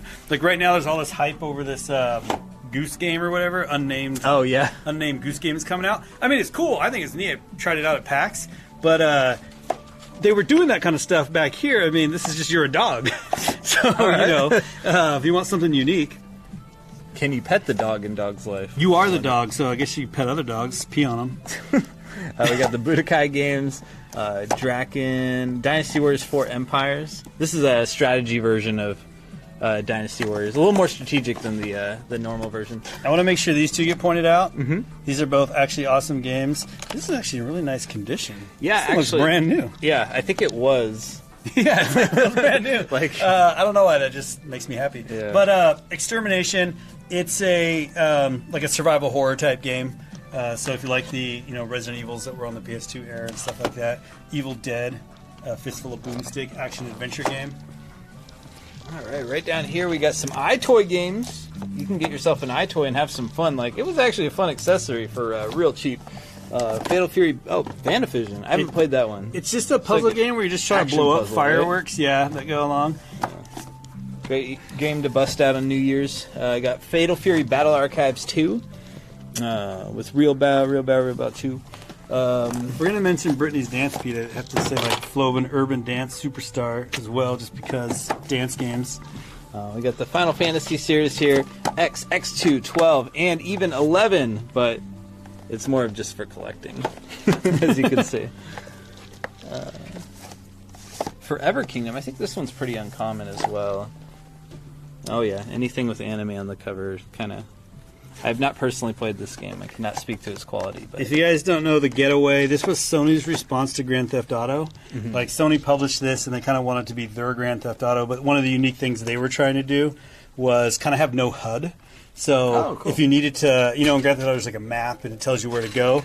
In this game, they were like, if you needed to turn, the turn signal on the vehicle would go, and you had to figure your way out that way. Oh, that's cool. Yeah, I'm remembering all this now that you mention it. Yeah, they were trying to Back be in the what's that guy? Is it Guy Ritchie, the one who makes those movies that are like the gangster movies in Europe? That's kind of what they were going for. Nice. Oh, Guilty Gear, Isuka. Oh, Gradius 3 and 4. What a collection. I'm going to point this out as we get into other systems because I saw it. If you can't tell, I'm kind of a big fan of like 3D adventure games. Just during the era I grew up, I guess. iNinja is actually a really good one. It's going to be in the vein of like the Jak and Daxter games, which apparently we got here. Ooh, actually, this is the racing one. Jak X Combat Racing, Jak 3, Jak 2, iNinja. Recommend them just because it's a dancing game. I'll mention In the Groove. Although I don't think it's very good. Hot Shots Golf were pretty fun. I'm not a big like sports game guy, but I do like arcade type sports games. So the Hot Shots Golf were pretty fun games. If you haven't played those, and not this Hulk. I mean, buy it if you want it, but I was thinking that was Hulk Ultimate Destruction. If you ever see that game, pick Hulk Ultimate Destruction up. We got Jak 2, Jak 3, Jak talked X, about those Combat- already. Oh, my bad. I don't know, whatever. I mean, that's how good they are. We're both going to talk about them, right? Yeah. You got your Kingdom Hearts, the originals. I always thought the title of Killzone is very funny. It just sounds like a generic video game title, like that they would say in a movie to not violate copyright. Yeah. What you playing? I'm playing Killzone. Over here we got King of Fighters, Maximum Impact. I'm really attracted to all the fighting games. What about the minimum impact game? Or maybe you're like not hitting as hard, or like you're wearing pillows or something. Yeah, it's like a chibi version for handhelds or something. Got Max Payne, the start of the trilogy. Matrix Path of Neo. This one's pretty fun. There's also another game, Enter the Matrix. Not as fun.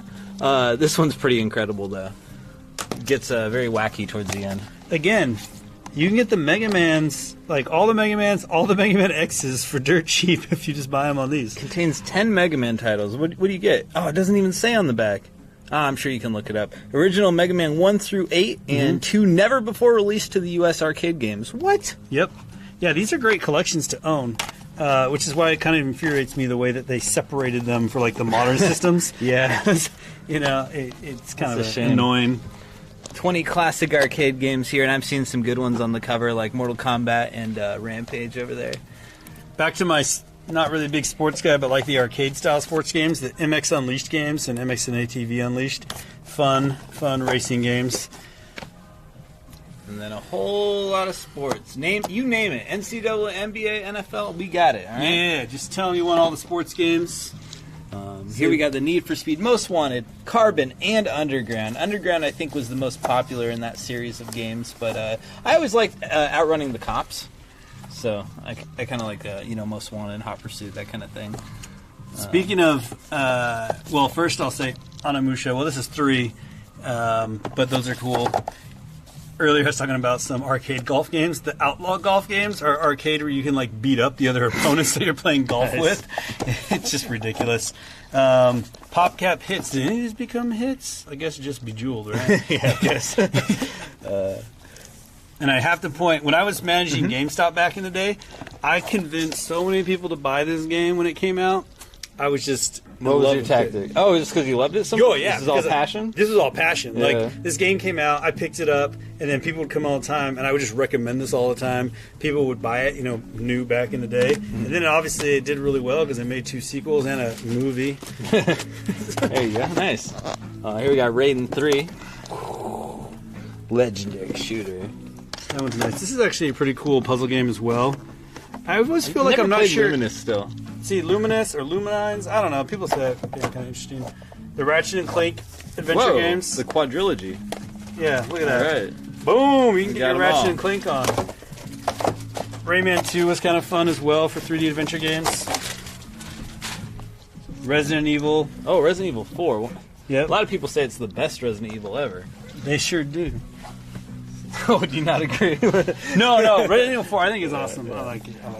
But Resident Evil 2 Remake is really good. So if you picked up Digital Devil Saga over there at the disc-only wall, here's your chance to get the sequel as well, only this one's going to be in the box.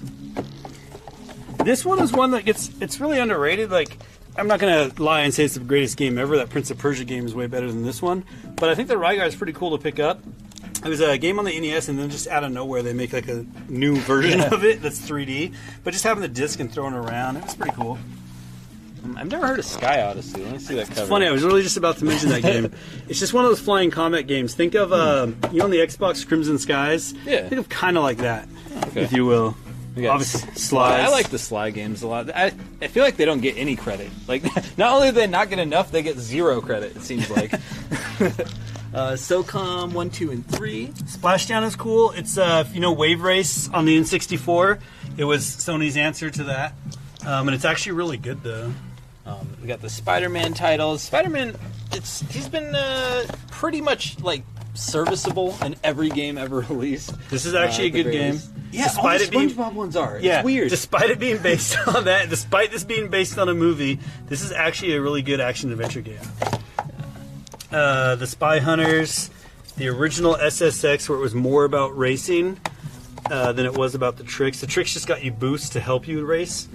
But it's fun if you haven't played the original. Star Wars Battlefront 2 over there. If you want to play the wacky Street Fighter game, Street Fighter EX. Well, it's like that one that they made, like, 3D polygons and stuff. Oh, okay. Obviously, they went back to just 2D sprites and everything, but that's... Ooh, this one sounds tasty. Sweet Dreams game. Sounds tasty. Alright, right over here. What else have we got? Theme Park Roller Coaster. I like the Roller Coaster Tycoon games. They're making a new movie based on the Terminator franchise. Now's your chance to get caught up. There you go. Alright. Here's that TAC game, just so you can see the cover. There was that disc-only version over there on the GameCube. PS2 players, you don't miss out. Here you go.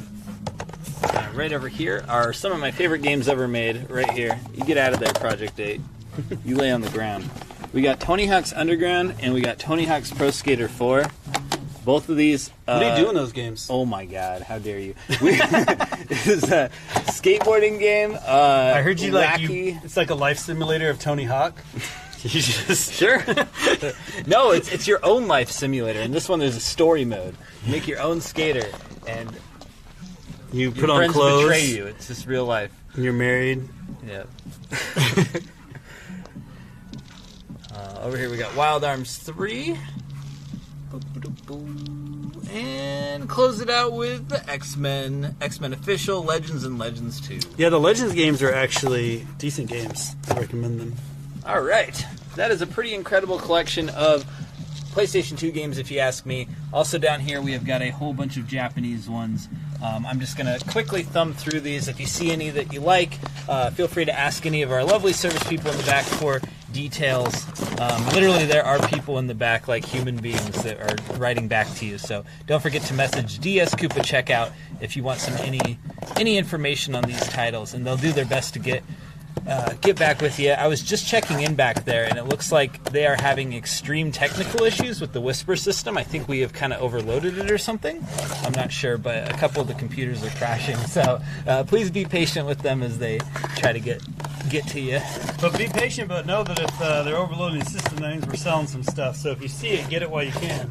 Yeah, and also we do have a custom program that we set up that will catch all of your messages, so none of them should be lost. So don't you worry about that. It just may take us a little bit longer to get back to you. And again, the PS2 is region locked, so these games I'm showing you right now will not be available to play on your PS2 unless, of course, it's modified, but you know who you are.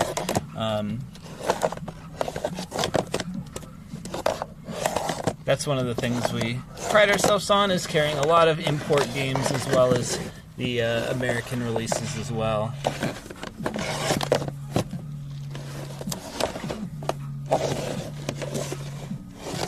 Just a couple more here, and then we are going to move on to the original Xbox. Shining Wind. Oh, this is like a big, sort of a big series in Japan that The cover looks cool. never really came over here. I think they finally did come out with a Vita like digital download only version of one of those games.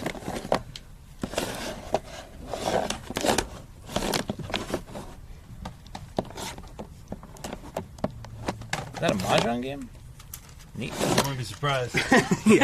All right, cool. Let's move along here. The original Xbox. All right. I didn't have an original Xbox growing up. One of my friends did, and I played it quite a bit at his house. But I sure had one. Here was my experience playing with it. There weren't like a ton of exclusives, but what you had was like, you have your Burnout Revenge. You could have played it on your Xbox or your PS2. Way better experience on the Xbox. Yes. Not always the case, but Most of the time, the games were better on Xbox. For me, games like that Burnout one, what I love is doing the custom soundtracks that you can put in there, so you listen and jam to your own music.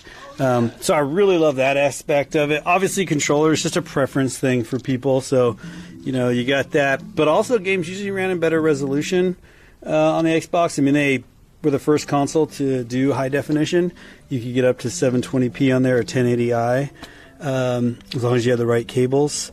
So there was that. And of course, as mentioned earlier, there's a lot of Xbox original games that now run on your Xbox One. For example, and I think they kind of group them, a lot of them here, but like the Crimson Sky game works on Xbox One.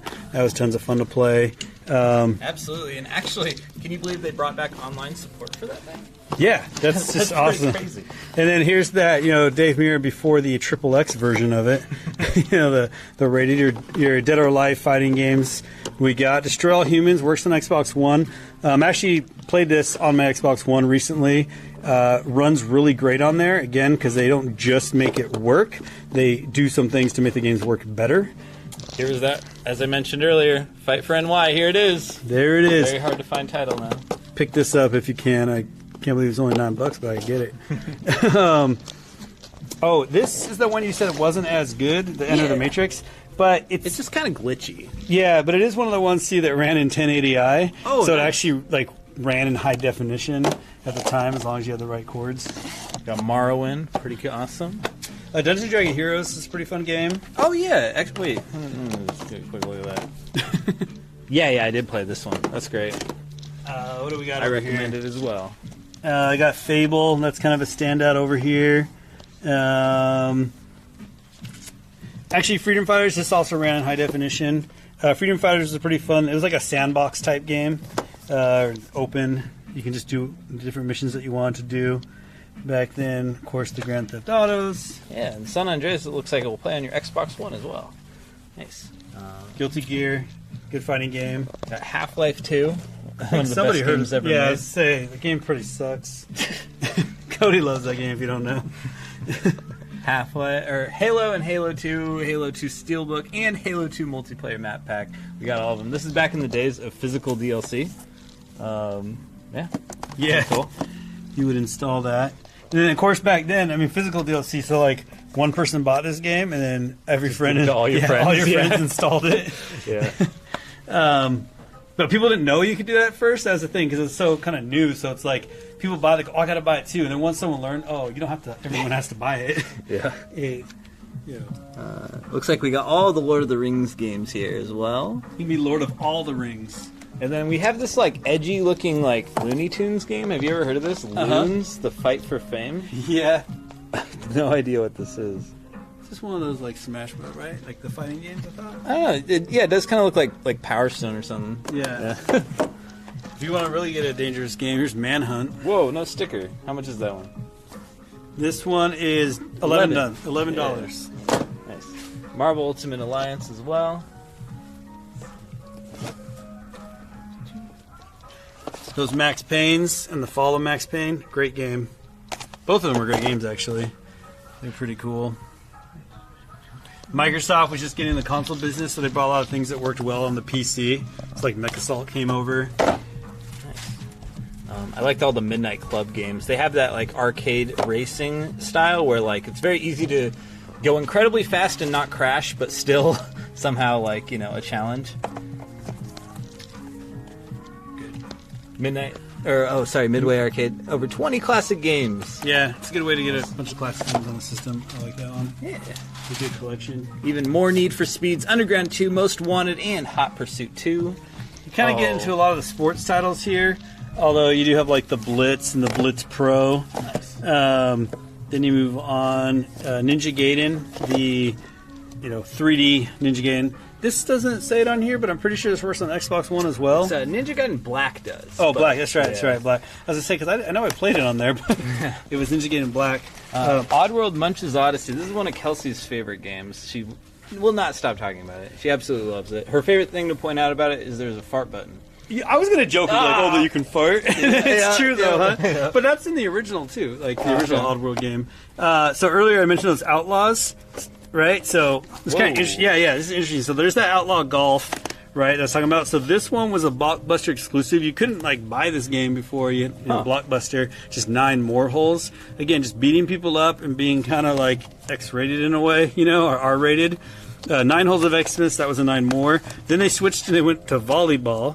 Also a Blockbuster exclusive, the Red Hot. This was the first one. Again, as you can tell by the artwork and the virtually almost no, I mean, right? Yeah. Her zipper's coming open. You can see where they were going with this series. But regardless, and you can beat up the other players. Pac-Man World 2 is actually a fun adventure game if you haven't played that. Hey, that Sands of Time game works on Xbox One apparently. Oh yeah, I had the Xbox version just because, again, exact same game. Just ran better on the Xbox, but that was just the hardware was better. Red Dead Revolver. I haven't played that, but I'm curious how it's related to Red Dead Redemption because I just played the second one. It's freaking amazing. Red Dead Revolver is the first game, but I think story-wise they aren't super related. No. Shenmue 2, pretty cool. This is actually a fun game, Simpsons Hit and Run. And I like Road Rage too. Mm-hmm. I think Road Rage kind of gets crapped on though. Well, Road Rage is like Crazy Taxi, but with Simpsons. And then this game's like Grand Theft Auto, but with Simpsons. Yeah. Oh, oddball game. Just in case you want an oddball one, you're a mouse. Right? All right. You're a mouse sneaking around doing mouse it's things. It's the era of oddball games like that. Yeah. You just don't see as much anymore. Spider-Man 1 and 2. Hey, Battle for Bikini Bottom. That one is really good. That's a good one. We're saying those SpongeBob games are good. This Spider-Man game, Spider-Man 2 specifically, really good. It was the start of the free roam around everything. Looks like we got Star Wars Battlefront 1 and 2, which both are compatible on the Xbox One. Hey, it's that TAC game again. Oh, shoot, TAC. TAC 2 this time, though. There we go, the sequel. The Staff of Dreams. That's actually working kind of cool. So in iNinja, which I don't see here. I think most of these Star Wars games on the original Xbox got pretty good scores. Well, obviously Knights of the Old Republic, a lot of people like that, and you can play that on Xbox One. So TMNT Mutant Melee, if I remember right, this is like a 4-player battle arena. Mm-hmm. Oh, yep, exactly. And then down here at the very bottom row. Some more Tony Hawk games. Oh yeah, Tony Hawk 3, Underground 2, American Wasteland. You got to get all of them. They're all the best. True Crime's actually a pretty fun game. If you like the Grand Theft Auto games, you might like the True Crime games.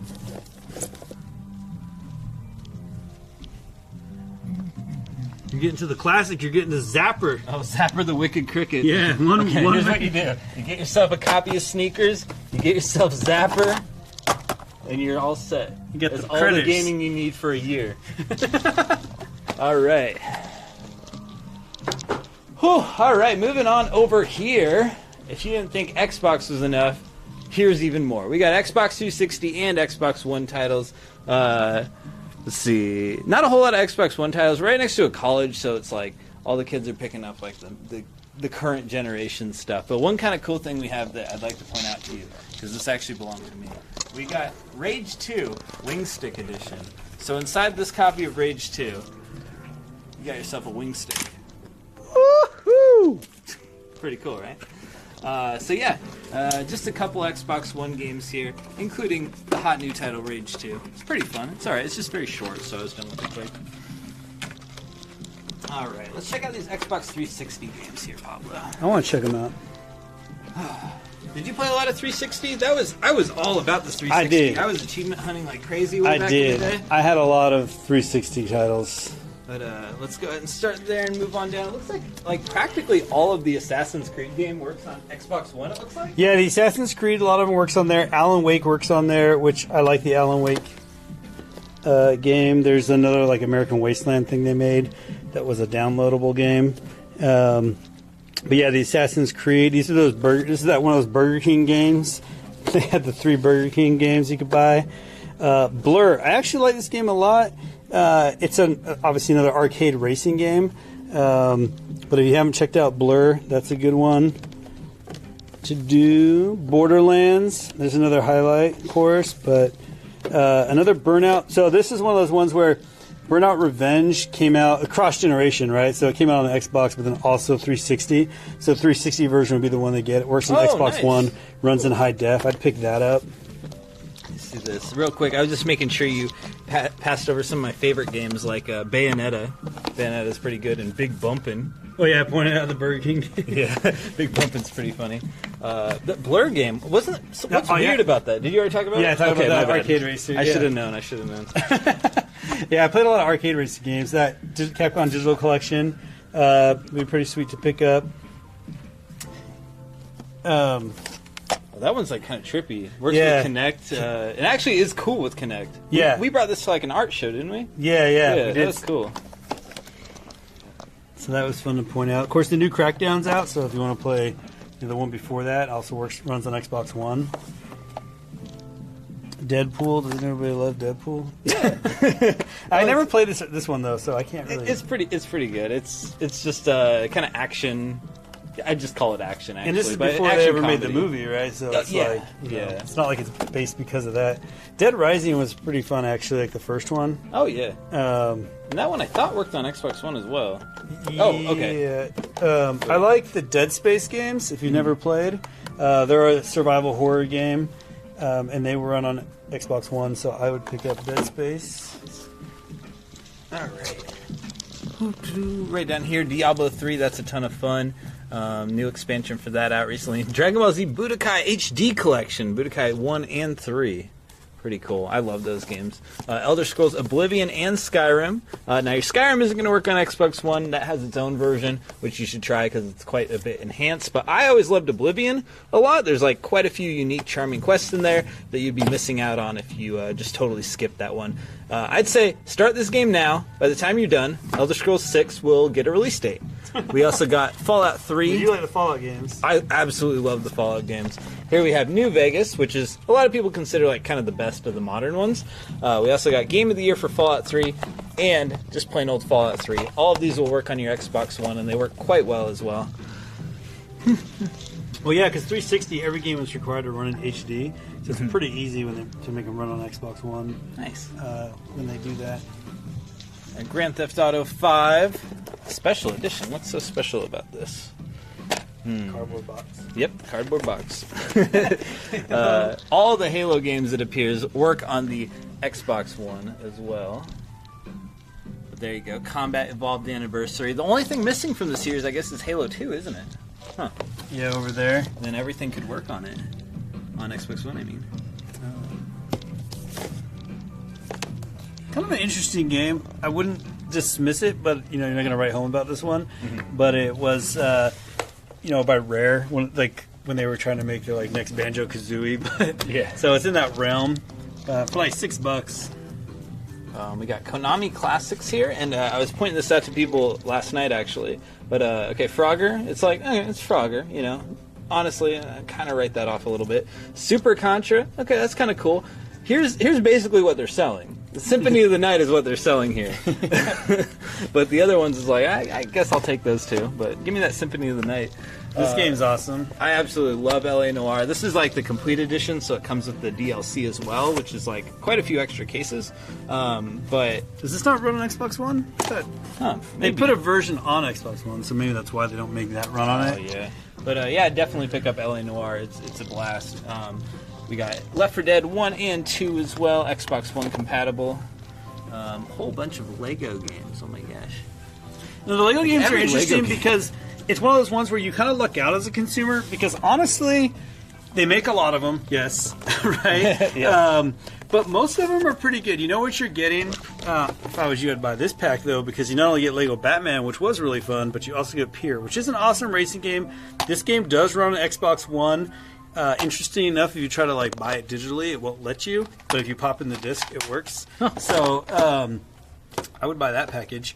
But all I was going to say about the Lego adventure games is because they made so many and because they've done all that, they're pretty cheap to get fun multiplayer games. Yeah. Like, they're a great buy. And I love that, like, I don't have kids, but I'm imagining, like, a scenario playing with a kid or something, and you can just pop in and pop out like that. You don't like, even it's need in the kids. start Like, menu. if I'm playing with my friends, it's awesome. If one has to go to the bathroom, or someone's like, "Oh, I'm gonna get a drink," or "I'm gonna do this," like, you don't have to pause the game and wait. Yeah, You just drop out, go do whatever, and come back. There's, like, no penalty or anything. Here we got the Metal Gear Solid HD collection with 1, 2, and Peace Walker. Peace Walker is an easy one to miss because that was just on the PSP. This runs on Xbox One and it works really well on there. It runs in 4K actually. Oh, whoa, neat. Yeah. I guess it was like really pretty, but like not like crazy. If that makes any sense. Metal Gear Solid 5: Phantom Pain, one of my favorite games. Over here we got Mortal Kombat vs. DC Universe. Whole bunch of sports games. And Need for Speeds. Oh, there you go. They're scooting in the middle. they mixed in there. You got like their Hot Pursuit, Most Wanted, Pro Street. There's a lot of Need for Speed games. Yeah, Rivals, Need for Speed, The Run, when they try to make a story out of it. Because, what's that game or movie? Fast and Furious. You know? Oh, really? Shift, Undercover. Yeah, there's quite a few. That might not even be all of them. No, that's not even all of them. Here's the Ninja Gaiden 2. Remember we were talking about that Ninja Gaiden Black working? This is the sequel to Ninja Gaiden / Ninja Gaiden Black. Nice. So it works on Xbox One. We got the orange box, which is totally worth its value. You get Half-Life 2, Half-Life 2 Episode 1, Half-Life Episode 2, Portal, and Team Fortress 2, which I've been told Team Fortress 2 still works to this day on the Xbox 360. Now, I know I mentioned the Prince of Persia over there. Mm-hmm. These are different. So that trilogy that's on like the PS2 and the Xbox original, awesome games. This is just the limited edition of this. It came with a soundtrack and this outer box. But this is actually a really fun game. It's kind of it's not really cel shaded, but it's kind of that way. This one was interesting, for better or for worse. It's like you can't die in this game because every time you do, there's this thing that kind of saves you. But it's still just a fun game. Just run around and do whatever. For $5 and it runs on Xbox One, I actually couldn't recommend that more. Forgotten Sands a little different. You know what he kind of looks like, right? This came around the time of the movie, right? So they're trying to make him look like Jake Gyllenhaal. Wasn't that who it was? Beats me. Whatever white dude was playing this Persian guy in the Hollywood movie. They kind of make him look like that. So this one I'm not as familiar with. I think I tried it out, but for whatever reason it didn't get me as much. But I mean, this for $5 I would pick up. Over here we got Rage. I was just playing Rage 2. Kind of makes me want to try out Rage the first. Here we got Red Dead Redemption Game of the Year Edition, which will come with, the Undead Nightmare bit of it as well. Cube's an interesting puzzle game, right? Yeah, I haven't played that. It's if you're looking for a unique puzzler that you don't see everywhere. Luminous Live, Every Extend, Extra Extreme, and Res HD. What? Yeah, you get all those in there. Whoa, so it's a great buy. Okay. Yeah.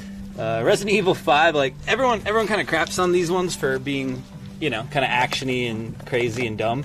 But I'd say this game, I had a blast playing it co-op with a friend.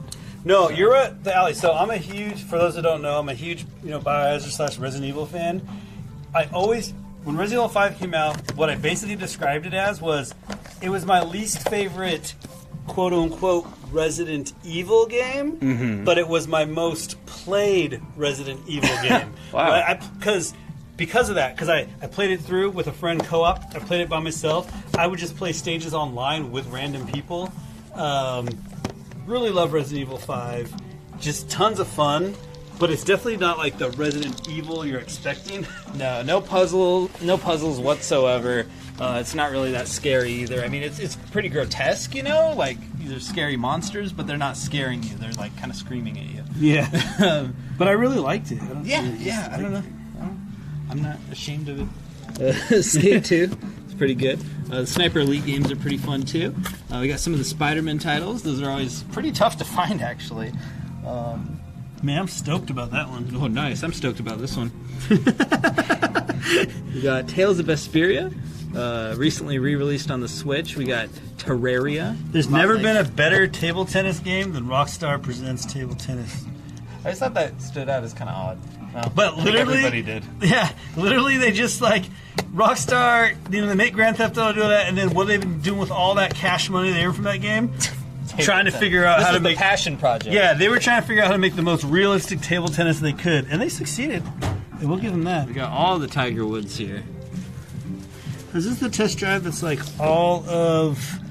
Yeah, unlimited. So it's like the island of Hawaii, I believe. You can just like roam the whole thing. No, neat. So That's a smart way to do it. You know, there was that one game that tried to make all of America. yeah, it's a little like- ambitious. Yeah.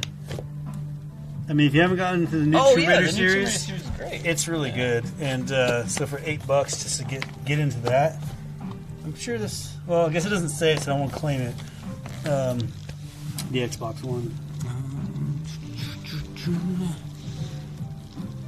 Got the Walking Dead Telltale games, which were recently removed from Steam, I believe.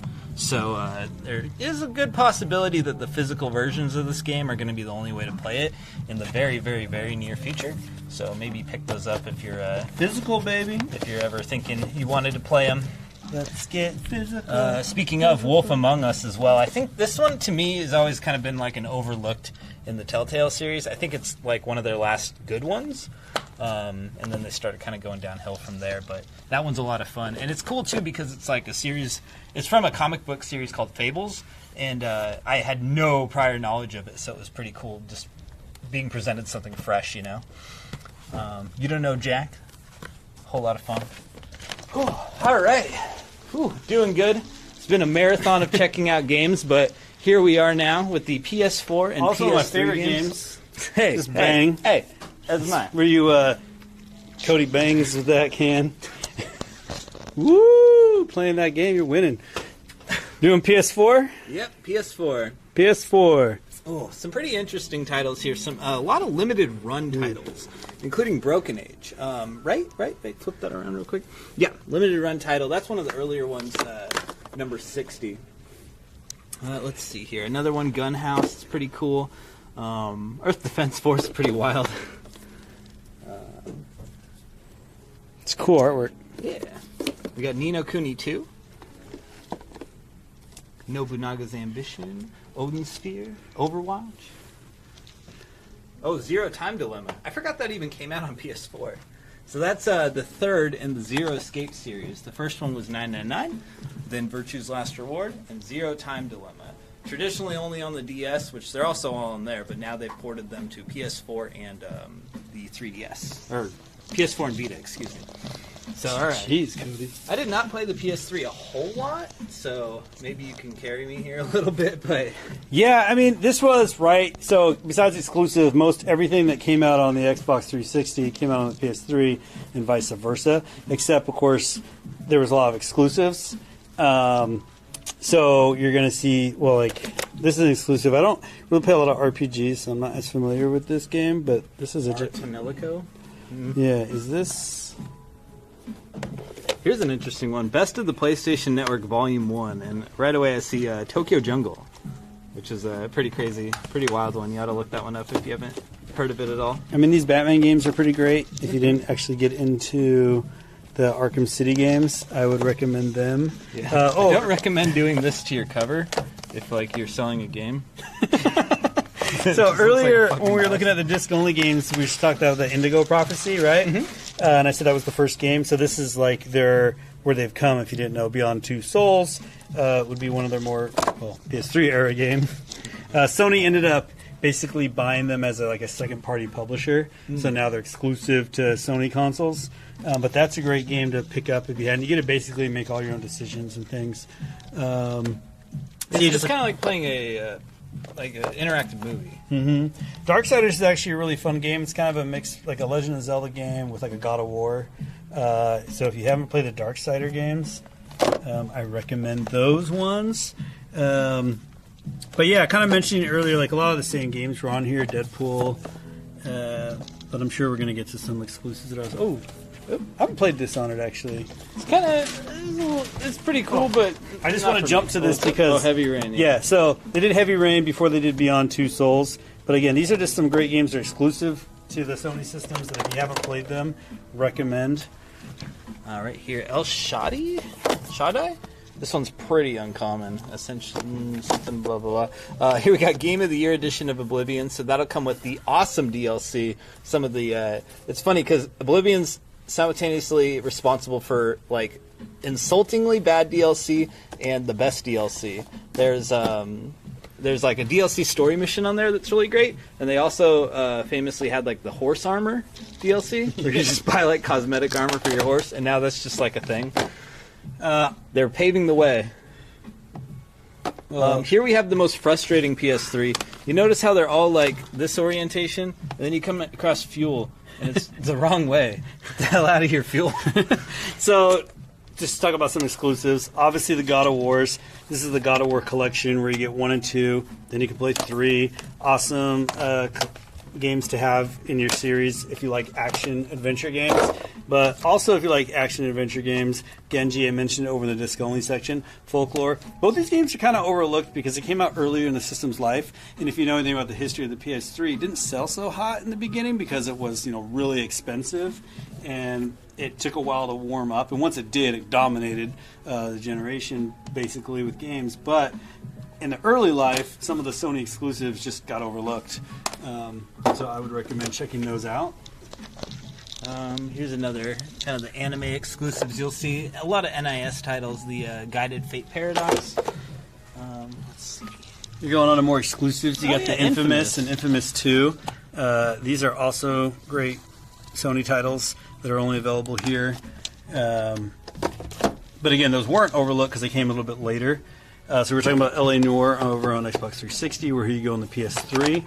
That generic movie game, the Killzone 3 that Cody was saying, and Killzone 2. And one of the biggest standout exclusives, Last of Us. Yeah, great game. If you haven't played that. Your Little Big Planets are also fun exclusive games. Think of like Mario meets Mario Maker in a way, because you can like create your own stuff. Original Mario Maker. Yeah. Mafia 2, that one's pretty cool. If you played Mafia 3, the more recent one, this kind of has, like, surprisingly quite a bit more detail than the newer title. It's worth checking out for sure. Marvel Ultimate Alliance is real fun. Get ready for Marvel Ultimate Alliance 3 coming out kind of soonish. On the Switch? Yeah. Yep. So, go back to it. If you haven't played Marvel Ultimate Alliance, by the way, it plays like Diablo, but with, like, superhero characters, kind of. Max Payne 3. We were talking about those Max Payne games earlier. Of course, your Metal Gear Solid 4. I will point out the MotorStorm just because I've been pointing out really good arcade racing games. So also another exclusive to this system. Man, when they first showed off that, previewed that game, and like, this is what next gen will look like. It was mind-blowing. I remember it, yeah. Naruto, Ultimate Ninja Storm 3, and Ninja Storm 3 Full Burst. NBA Jam. Have you played this one? Yeah, I played a little bit of it. No, I'm you not don't like sound impressed. well. Whoa, I didn't know 2K18 came out on PS3. Sorry, I'm so distracted right now by my own games. Just for a unique title, you gotta have the PlayStation Move, I think, to play Puppeteer. But a unique title nonetheless. Oh, and look, here's that Pure game I was talking about. Yeah, Just there in you case go. you wanted that. Here's PlayStation's answer to Smash Brothers, which didn't totally work out. I mean, it seemed like people didn't totally hate it, but The idea wasn't is really quite cool. what they were going for. So it's kind of interesting. One of the best side-scrolling games ever made, Oh, yeah. Rayman Legends. You got your Ratchet and Clanks that they made for the PS3. Red Dead Redemption. I know we kind of talked about that earlier. And that's what I'm saying. A lot of these really big hits that were from third parties were on both consoles. But hey, if you've got one or the other, then we'll make sure we show you here. Now, this is a game I actually liked. And what I mean by that is, everyone's crapping on the Sonic trailer for the movie trailer, and I kind of am like, well, what do you expect? Most of the games, hot take here, right? And most of the Sonic games aren't very good these days. But Sonic Generations was one that actually was really good. So if you like Sonic ones... Skate, the original. Nice. Yeah. Skate kind of took Tony Hawk to the grave. I mean, he was kind of already heading there, but the Skate series took a more realistic approach to skateboarding, and it ended up being a whole lot of fun. And I think it's funny too because when they introduced the game, they did the same thing that Tony Hawk did originally: is put that demo out everywhere, and everyone obsessively played the demo. And then the game finally came out. Skate had that demo that was like unlimited play of it on the 360 store and the PS3 store, I think.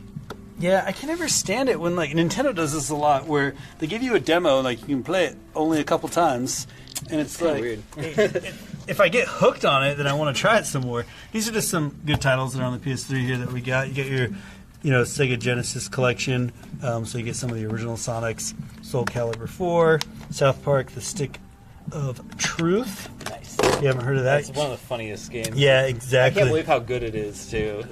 I don't know. You would have thought South Park history has been but that one's amazing. it is some classic Street Fighters for that era, back when like it really came back with Street Fighter 4, and then Uncharted, Drake's Fortune. So the first Uncharted, Uncharted 2, Uncharted 3. Basically, you got your Uncharted's here, which those are also exclusive. And looking at it over here, what else we got?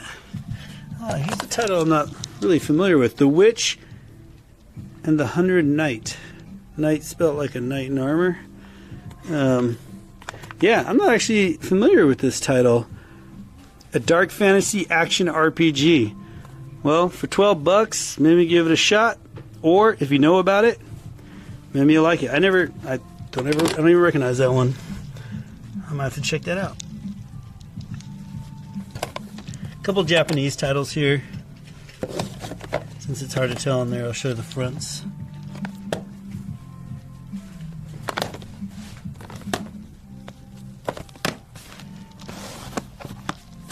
Man, there's just always so much stuff. Always so much stuff. I think it's time for our fourth deal of the night. Fourth deal number 4. Absolutely. We'll go ahead and pop it down right there. Deal number 4 is the staple deal of the whole TSN, but it is once again $5 off our Pink Gorilla merchandise. We got our Pink Gorilla shirts with our standard logo. We have our katakana style. This says Pink Gorilla in Japanese. We also have that variation in green as well. We got a snapback hat, which is great because it has this accented green on the bottom, which is super cool. And finally, tank tops. Now available just in time for the summer.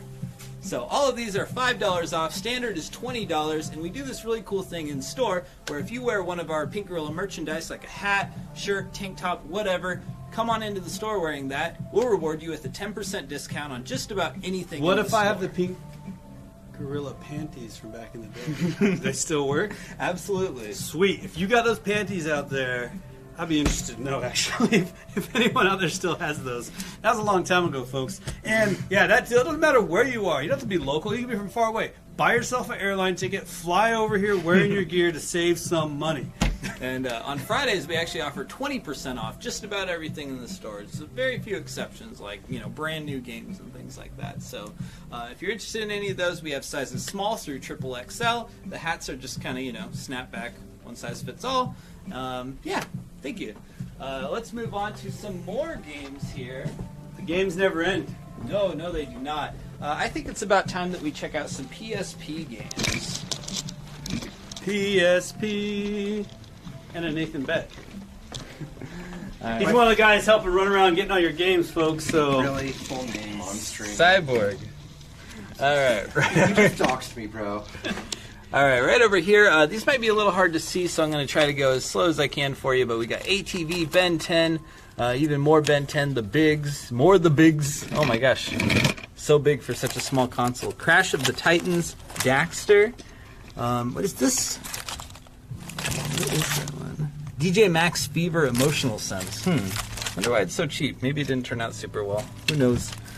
Dynasty Warriors. That's a classic. I always wanted a PSP back in the day because I played my PS2 so much, and it just seemed like a portable, a little bit worse graphics PS2, but you got like great games like Tony Hawk that you could take on the go. they didn't even seem worse graphics because they were so condensed, right? Yeah, They actually looked fine. Yeah, I'm one of those people that it's funny when people talk about the PSP being a failure. Was it? Well, that's what people say, right? But Really? it sold, I can't remember how many, tens of millions of units that it sold, but like it doesn't really seem like a failure. No. Sony just ended up, abandoning the handheld market, but the thing that was just cumbersome about it was why they went with this style when Sony already made the mini disc for like music, and those things never fell apart, but they were more square. So why they went with these UMDs that did fall apart, I don't know. But it is a great system. I love the PSP and the Vita. We also got tons of PSP games in the original boxes over here. The manuals is, I think in general, it's about a 90% chance the item has the manual. But if that is a deal breaker for you, feel free to ask one of our lovely staff by messaging DS Koopa Checkout, and they can help you along. Got original Bomberman, Burnout Legends.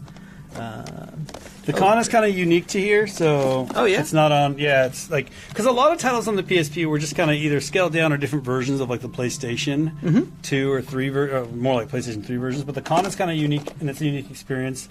I'd recommend giving that a shot. Darkstalkers. Here's an exclusive, Crisis Core. Through here, I was noticing like Hot Pixel. This is another one that's kind of different and exclusive on here. It's basically a bunch of like mini games and stuff, right? Because like on the Game Boy Advance and everything, the WarioWare is really popular, and party games are popular. Loco Roco, you can't own a PSP and not want to play Loco Roco. It's just so cute and fun. You basically tilt the level and to make the guys roll around to get ready to go. Did it have a sensor in it? No, you use the shoulder buttons. I see. To tilt the level. And then, of course, the start of Lumines. Mercury is another like unique puzzle game on there. I thought that they might have made a console version later. This is how Monster Hunter really took off, and I've heard Monster Hunter being credited for saving the PSP in Japan. I don't really know how true that history is, but I've heard that 100 times. But that game is just huge. I mean, I basically believe it. Patapon, that's a unique experience on there. So I recommend the Patapon games. And this is Pursuit, right? Pursuit Force. And we have really interesting, unique game where you're jumping from on cars and stuff like that as you go. It's actually a really great experience if you own a PSP and you want a game that's not really on anything else. Now we have a game called Cluster Truck that's kind of like that. Yeah. So this is way better than Cluster Truck. Oh, really? Yeah. Okay, nice. Let's see. Tekken. Oh, there's the one I was talking about. Tony Hawk Underground 2 Remix. It plays exactly like the PS2 Tony Hawk. Twisted Metal Head On and Wipeout is really good. All the Wipeouts, right? Yeah, where was Wipeout for PlayStation 4 when it's launched? Then we got a few Japanese PS2 games or PSP games down here as well. And if you were a fan of the PSP, maybe you went on to the Vita. We got some of those games as well. And if you collect for the Vita, you probably know how difficult it is to collect for. So I'm sorry this isn't the most robust collection, but I think we have a lot to offer here. Starting at the top, we have some cartridge-only games. Assassin's Creed 3 Liberation. I always wanted to play that. And FIFA 15.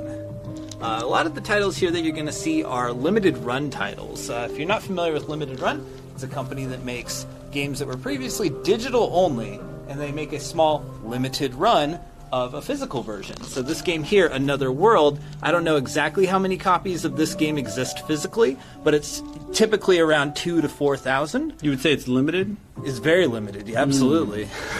And this one's actually brand new and sealed as well. So we got a couple copies of Another World, which is like a remaster of that old SNES, I think also PC game. Borderlands 2, it's pretty cool. Cronus Arc, Ferns Gate, King of Fighters 97, Lego Batman 2, Little Deviants, May Labyrinth of Death, Neuro Voider, Proteus, Race the Sun, Cyrilem 2, Smart As, and Spelunky. If you get Race the Sun, you gotta dedicate a little bit, man. I always want to play that game super casually, but then I crash a lot. Oh. You just race forward, and you just constantly picking up speed and trying to avoid obstacles. But I would try to play it really casually, and I feel like you need to dedicate and practice a little bit. Oh, I see. Like playing a shmup, you know? Yeah. All right, and speaking of limited run games, we have a whole lot more up here. Now, these are going to be for the Switch and the PS4. Once again, these are games that are available on the eShop, but, think about the day in the future when the eShop is not there anymore.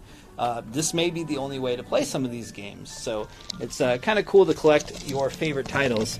Not all of these are limited run titles. Like, for example, My Heroes, One Justice, and Tales of Vesperia aren't, but others are, like Jak 2. As a matter of fact, here, let me pull some of these out. I'm just going to get on the other side if you want to stay here with the camera. So this is pretty cool. We got Jak 2. So that is just literally Jak 2, but available on the PS4. No remaster, no nothing. It's just the game. It's pretty cool. We got Battle Chef Brigade.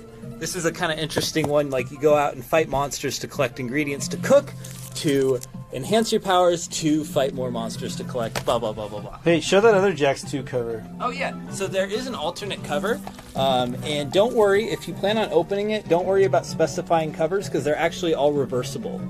So If you don't want to open it for whatever reason. the back looks like just about the same. Cool. Yeah. Also, here's another limited run one. Our last one available. It is Defender's Quest. I haven't personally played this one. I can't say too much about it. Here's one, Tacoma. It's a good city in Washington, I guess. Yeah. Right over here. This is, oh my gosh, I can't believe we're already down to one left. King of Fighters 97 Global Match. We actually just got this like yesterday. Yeah, we're already down to just one copy. Okay. Well, pick that one up while you still can. We also got Siralim, which is great. Let's see. You got the Shenmue 1 and 2, but that wasn't like limited run, but still cool. No, it's just a very cool collection. Shenmue 1 and 2 for only $30. Get ready for the third Shenmue, which I imagine we're going to hear a little bit about at E3 this year.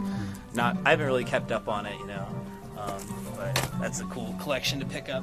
But right down here, we got a couple more limited run games, and these are all going to be for the Nintendo Switch, which is pretty cool. Well, since he's skipping those, just want to point out the Pixel Junk Monsters 2. I got really addicted to that game. Oh, whoops! And I that's had to, a like, limited run one as well. I had to play I had to launch, or I mean, just had to play the game until I beat it. Basically, I try to level over and over to get like the best score you can. I think I got them all. All right, cool. So for our last limited run titles here, we got Windjammers, which is kind of a crazy frisbee volleyball action game. We got Another World, also available not only on the Vita, but on the Switch as well.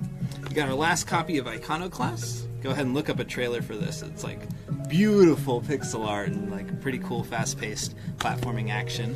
The Escapist, kind of a classic. You may have already played this one, but now play it on the go on your Switch. And Danmaku Unlimited 3. I don't know if Paul can say anything about this, but this is an extreme bullet hell shoot 'em up. Yeah, he's really good at those. And lastly, we got a very interesting one, and only one copy left. It's Axiom Verge Multiverse Edition for the Wii U. Now, this just came out like, I don't know, a month ago? Interesting story about this. One company made this and couldn't quite afford to finish the project. I might be getting some of these details slightly wrong, but the gist of what I'm saying is correct. They made this game, it was stuck in the factory, couldn't be brought to America to be sold because they ran out of cash, company disappears, Limited Run swoops in, saves the day, gets these out, and now we have the last Wii U game that will ever be released. And here it is.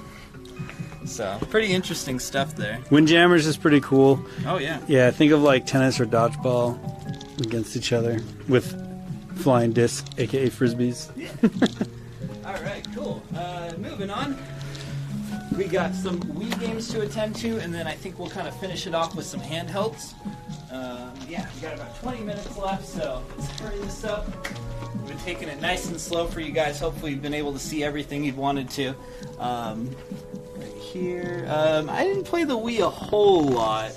Oh man, yeah, I did. Okay, this is actually a pretty good game.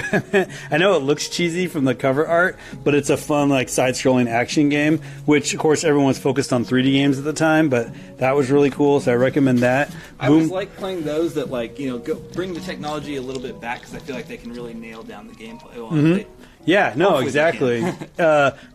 Boom Blocks is pretty cool. Basically, you got towers and stuff, and you use your Wii remote to throw things at them and knock them over. Interestingly enough, it's like Steven Spielberg Bloom Blocks, but that's a pretty fun game if you haven't played that on the Wii before. I'm gonna take this low-hanging fruit and say Donkey Kong Country Returns. Great title. What are you talking about? It's so easy. Yeah, no. Yes, that is actually a really great game. So recommend that on there.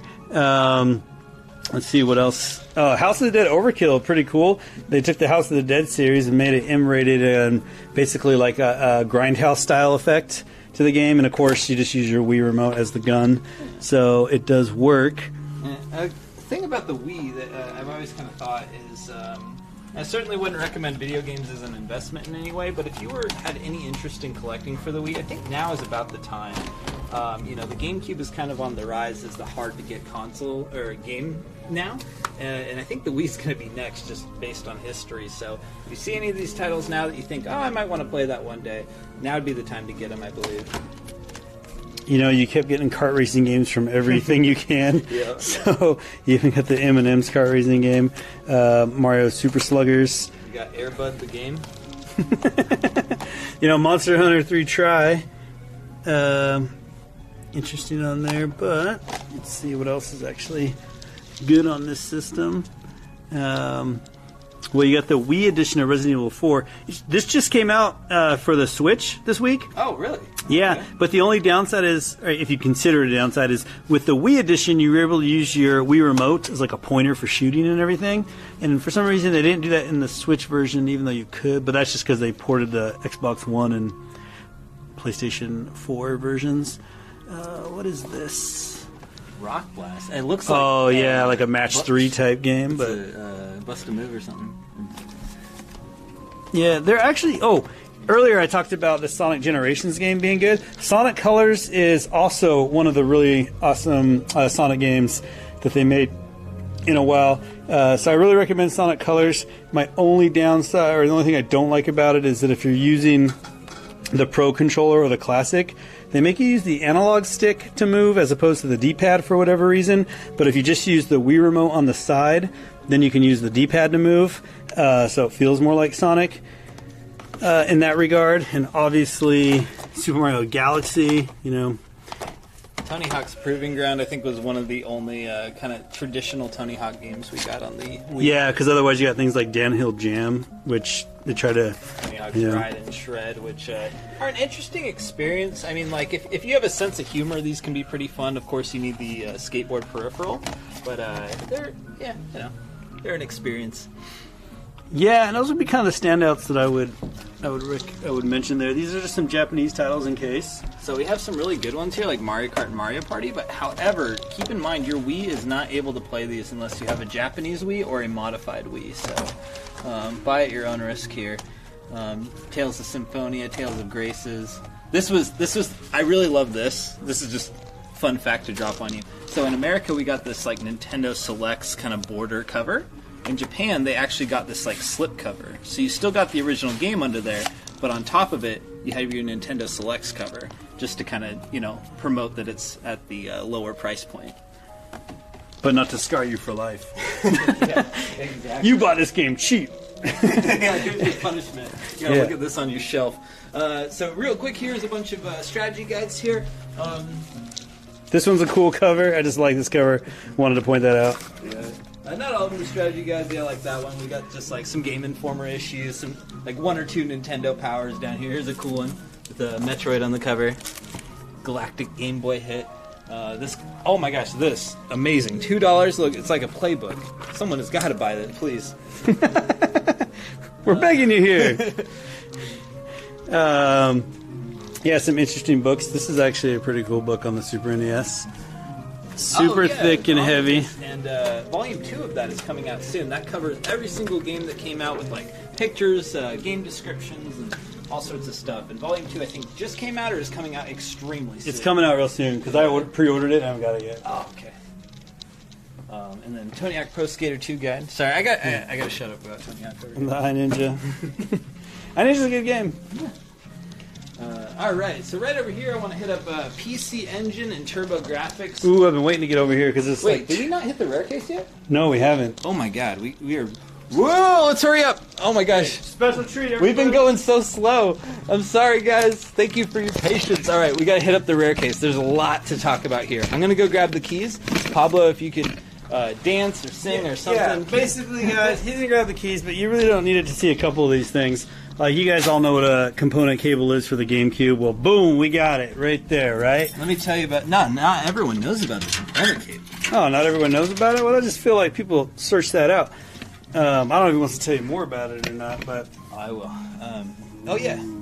Crispy We got boxes. Some even more Nintendo games complete in box over here, Back to the Future, and that is, yeah, like Pablo said, very crispy.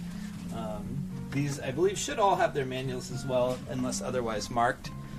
Ooh, my God, it's like this one was never touched. No wonder they're in the case instead of out on display. Yeah, Mach Rider, Dr. Chaos, Who Framed Roger Rabbit. I mean, that's just a great case. Over here we got a Saturn game, Rayman for the Sega Saturn, pretty uncommon, as well as Dragon Ball Z Budokai Tenkaichi 3, apparently very hard to get. The disc-only games you see here would not be half off as part of the previously mentioned deal. Yeah, excluded from half off.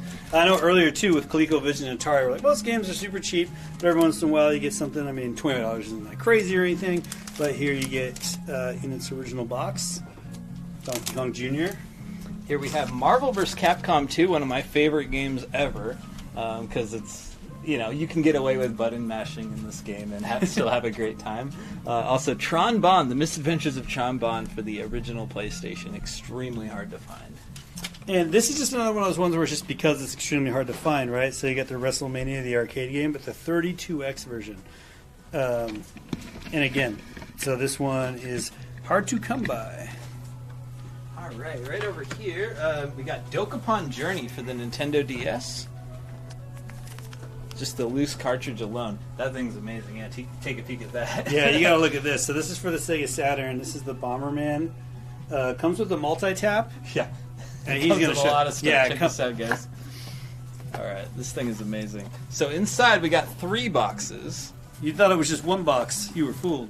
So we got this Bomberman head that acts as the multi-tap, and it also comes with 2 controllers. And you'll notice on the controller, if you look closely, it's Bomberman. It's in the shape of Bomberman. Yeah, so I don't know if you noticed how well that was to see. But this is a multi-tap in the shape of Bomberman's head. So all the controllers for the Saturn plug in on the side. I mean, if you wanted a multi-tap, this is the multi-tap of multi-taps. And here's the controller. You can see you got the switch on his belt here. You can flip his eyes for whatever. Pretty cool.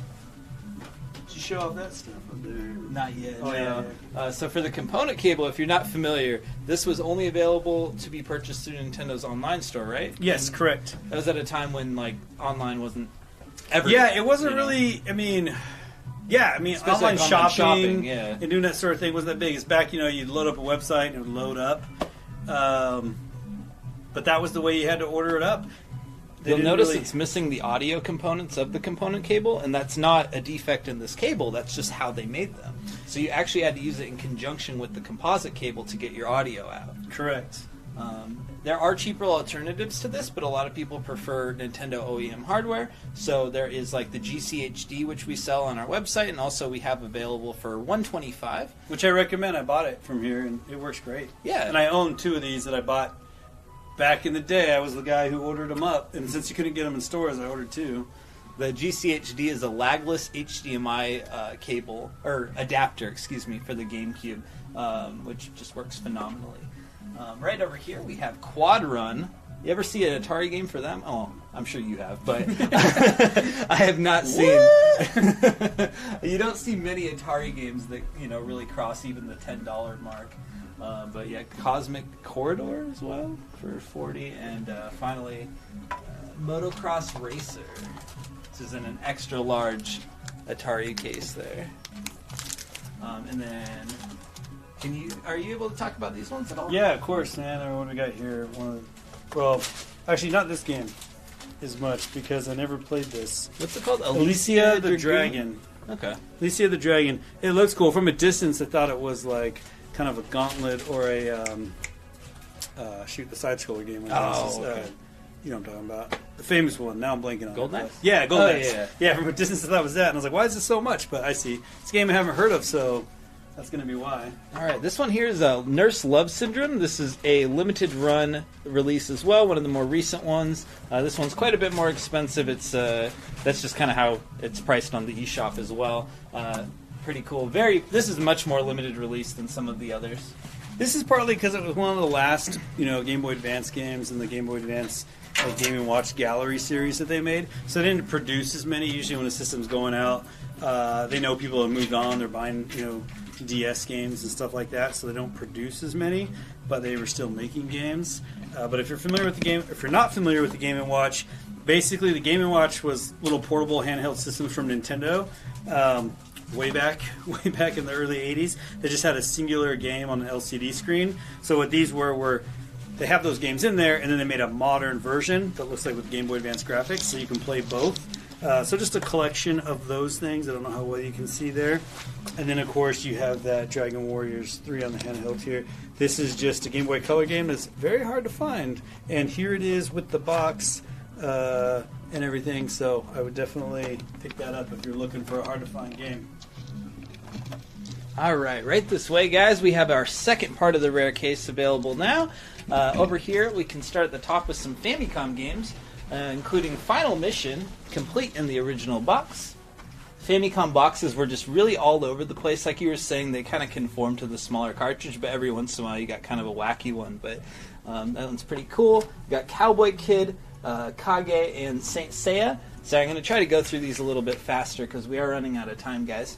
We got Thunder Force 3 for the Mega Drive. That's the Japanese Sega Genesis. We got Cotton, super hardcore shoot 'em up. Oh, yeah. Dynasty Warriors Empire 7, and Fate Extella Link. The Japanese version of the New Zealand story for the Mega Drive. Right over here, we got a copy of Dragon Ball Z2 and Winning Post. These are those VHS cases that we were telling you about. We got Legend of Zelda Oracle of Seasons or Ages, I think. Yeah, I believe this is Ages, and Ages, and that one is complete in the original box. That's a Japanese version of it. All right, right down here, folks. This is pretty amazing. We have a brand new, complete in box Dreamcast controllers. Here's the red one. Literally hasn't been touched besides me right now. I apologize. It has the original twist tie on it and everything. We just put them out on display like this to show you the beautiful colors. So we have the clear green one as well, clear blue, and these range in prices. It looks like the red one is $60, green for the blue, green for the blue, $40 for the green, $35 for the blue, and then $80 for the clear yellow. And this kind of is, of course, all about rarity. Like nobody was purchasing. You worked at a GameStop when these were out, right? And you were saying the yellow ones, nobody wanted those, and because of that, now they're very hard to find. Yeah, it just didn't look as appealing as you can see here. I was telling Cody earlier tonight, I was just like, man, I had all the colors so the different games were saved, but I didn't buy the yellow myself for whatever reason. So here we are with some, these are the original VMUs. These are the memory cards for the Sega Dreamcast. And you'll notice one of them really stands out, doesn't it? The yellow one, extremely hard to find, especially brand new in the original box like this. And not only that, but this box here is the first edition box. There is a second edition box that looks a little bit different than, well, quite a bit different than this. And finding a yellow one like that is just kind of a miracle, really. Over here we have the VS cable. This is a link cable for the Sega Dreamcast, also extremely hard to find and kind of impractical. It's not used on a whole lot of games, but the cable itself is just incredibly rare. So, and then finally we just have a plain white controller. If you want a brand new one, only $20, and you'll get it complete in the original box as well. All right. Yeah, those are amazing finds. You don't usually see Dreamcast controllers so nice. Especially the colored ones. Oh, yeah. Just never really do. All right. So let's go ahead and hit up the handheld wall real quick. Sure, Game Boy Color. It's the moment I think a lot of people have been waiting for. I know people love collecting for the original Game Boy. And we have something really special for you now. I think our Game Boy section has been really beefed up recently. So let's go on through that. I'm just going to start filming some of this because... There you go. Cool. Penguin Wars, Jungle Book, Killer Instinct. Can you believe that came out on the Game Boy, of course. Double Dragon 2 as well. Tecmo Bowl, Turtles Fall to Foot Clan. There's so many great titles that just, like, I can't shut up. But you just wait. You just wait. That's not even the half of it. Man, I used to love that game. I put that game under the covers and my parents would be like, turn that off. I don't know why I love Motocross Maniac so much, but I did. So right here are all of the titles that are under $10. We're about to get to some of the more appealing titles in just a minute here. We're just going to hit up all these first. And again, you'll notice we do replace the save batteries on all of these if need be, even on some of the titles you might not expect. Yeah, like Frogger there. Yeah. Who goes through the effort to do that? Cody does. So that's awesome. But yeah, Pink Gorilla is just all about making sure games are preserved. So I'm not sure how well you'll be able to see these through the glass, how that's coming up. A bit lower. There you go. Let's see. Yeah, Aerostay, Balloon Kid, Bart and the Beanstalk, Extra Bases, Battletoads. Were you around when people were prank calling Battletoads at GameStop? Were you working there? No, I was here then. Oh, okay.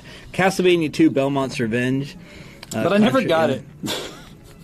DuckTales. Because people, that was a joke. 'Cause people, if you call Pink Gorilla and you ask you have Battletoads, we'd just be like, yes. So it's not funny to call us. Pokemon Blue, Red, and Yellow, Spider-Man, Star Saver. I really love Super Mario Land. Me too. It's one of my favorite games.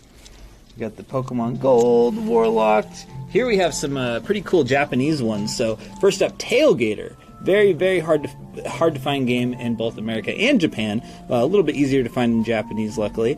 Here we have Kid Dracula. That's a really cool one. And then Mega Man 2 in Chinese, actually, but it does play in English.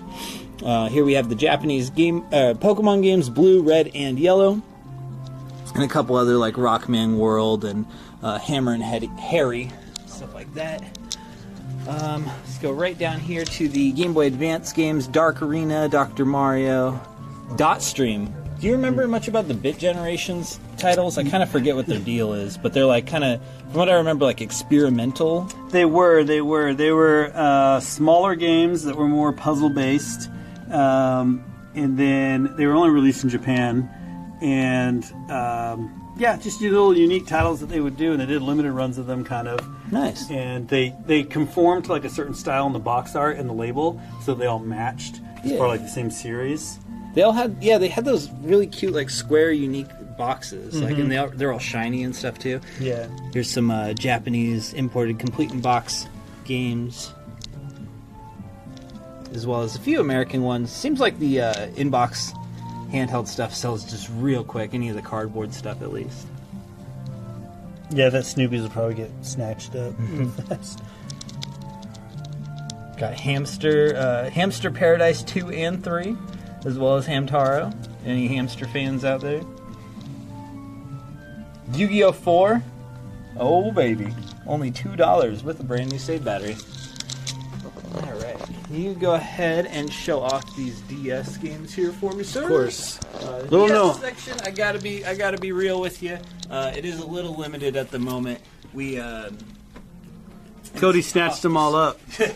yeah. Little known fact, a long time ago, Cody had a goal of collecting every single Nintendo DS game that ever existed. I almost got there. No. I almost got to halfway. Yeah, he was going pretty hard there for a while, getting every game, but there's so many, and with the DS, there's so many that he would just never play. He decided not to do that anymore. But and of course, running this and running everything, you can't get every one. But I always remember that.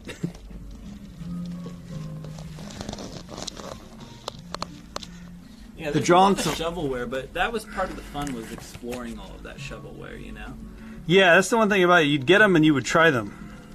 You wouldn't just buy them just to buy them. You start to learn weird things about a collection when you're collecting all of them. For example, There's a Rubik's Cube game on the DS. I think it's called Rubik's World, and it is the only game to have a non-conforming spine. So if you look at these, you see how the DS is lined up? For some reason, Rubik's World is like way off. And it drives me crazy. Kind of like Fuel over there. Yeah. Fuel being backwards.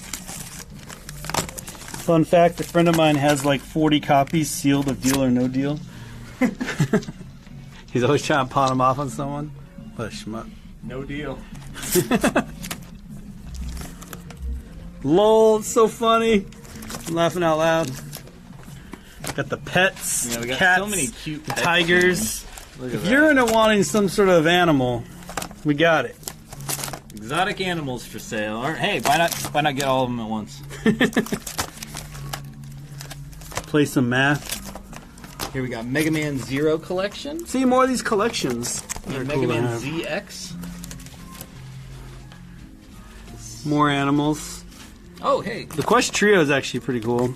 Oh, really? Well, because these Oh, these yeah. games independently are really good, so the fact that you get all three of them, I mean, they're like, you know, little puzzle games, but they're actually fun. You got Bust a Move. Yeah, Space Buster Move. Star Trek Tactical Assault. Pac Pix was an interesting, you know, talking earlier about how that Pac-Man 2 was like Pac-Man. That Pac Pix is another like experimental Pac-Man style game, or you know, using the Pac-Man. There's another weird experimental Tony Hawk game. Yeah. It was so good they even came with an extra game. In case you didn't like that one, we gave you another bonus game for free.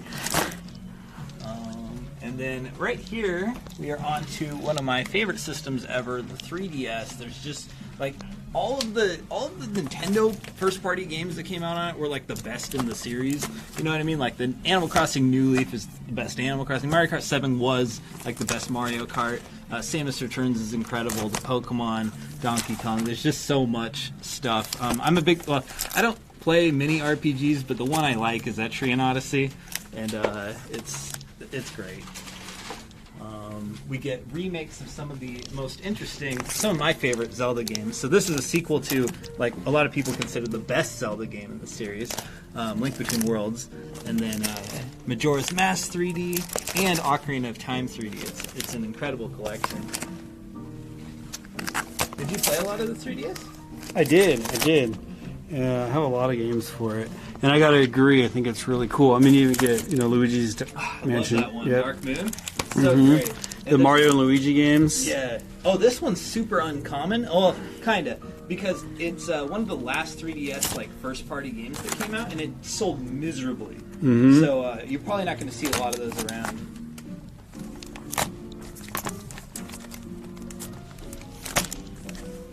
And then down here we just have a couple Japanese 3DS Interesting, games. too. Oh, sorry. And these will not work on your American 3DS. It is region locked, but if you have a Japanese 3DS, it's your chance to get Bravely Second, Dragon Quest Monsters, Monster Hunter, One Piece, whatever Time Travelers is, and then some kind of Yu-Gi-Oh game. Oh yeah. All right, let me just kind of do a once-over of the store and make sure I did not forget anything, but I think we're about coming to a close. Oh, accessories. Folks, we do have high-quality, cleaned and tested accessories such as controllers, any kind of cable you could possibly need. A lot of these are kind of things you could find anywhere, like these brand new Switch controllers, but if you're in need of anything like a nunchuck or Wii U Pro controller, you might have a little bit harder time finding that, and we can provide those to you now. Everything is guaranteed to work, cleaned and tested. Yeah, you need a memory card for the GameCube? We got it. You need an AV cable for your Wii? We got it. Power cables, anything you could imagine. We've probably got it here in one way or another. 360 controllers, a special deal that we were going to throw out there just for tonight, just for this stream. $15 for any 360, any of the standard wireless 360. Yeah, not like this controllers. guy. Which this guy's pretty awesome. You like play fighting games on? Well, this is for your Xbox 360. Play fighting games. That one's really cool. Yeah. Here's an interesting wireless steering wheel. It works a lot better than you might imagine. It really does. It really does. Yeah, and we even do have a couple of the wired Xbox 360 controllers. Those are pretty high in demand and pretty tough to find, so those ones are just still $25. But any of these wireless normal 360 controllers are $15. We got some PlayStation Move controllers I was just testing out and repairing on stream the other night. I put brand new batteries in a lot of these, so these are good to go with your PlayStation VR, as well as PS3 controllers. There's another one of those fighting Another controls. iPad. Yeah, this is for PlayStation 2.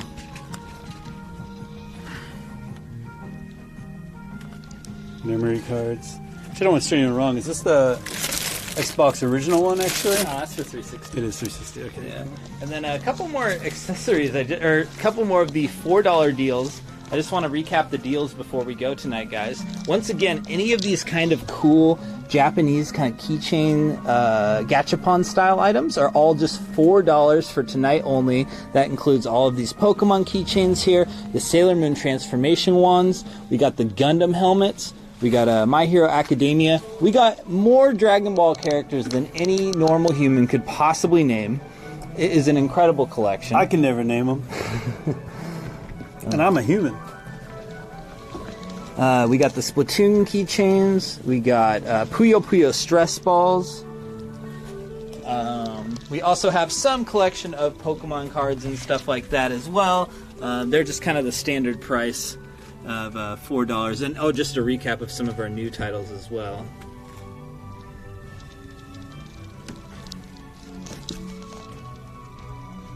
Yeah, going through the recap of just new titles that you may have missed as we were going through here.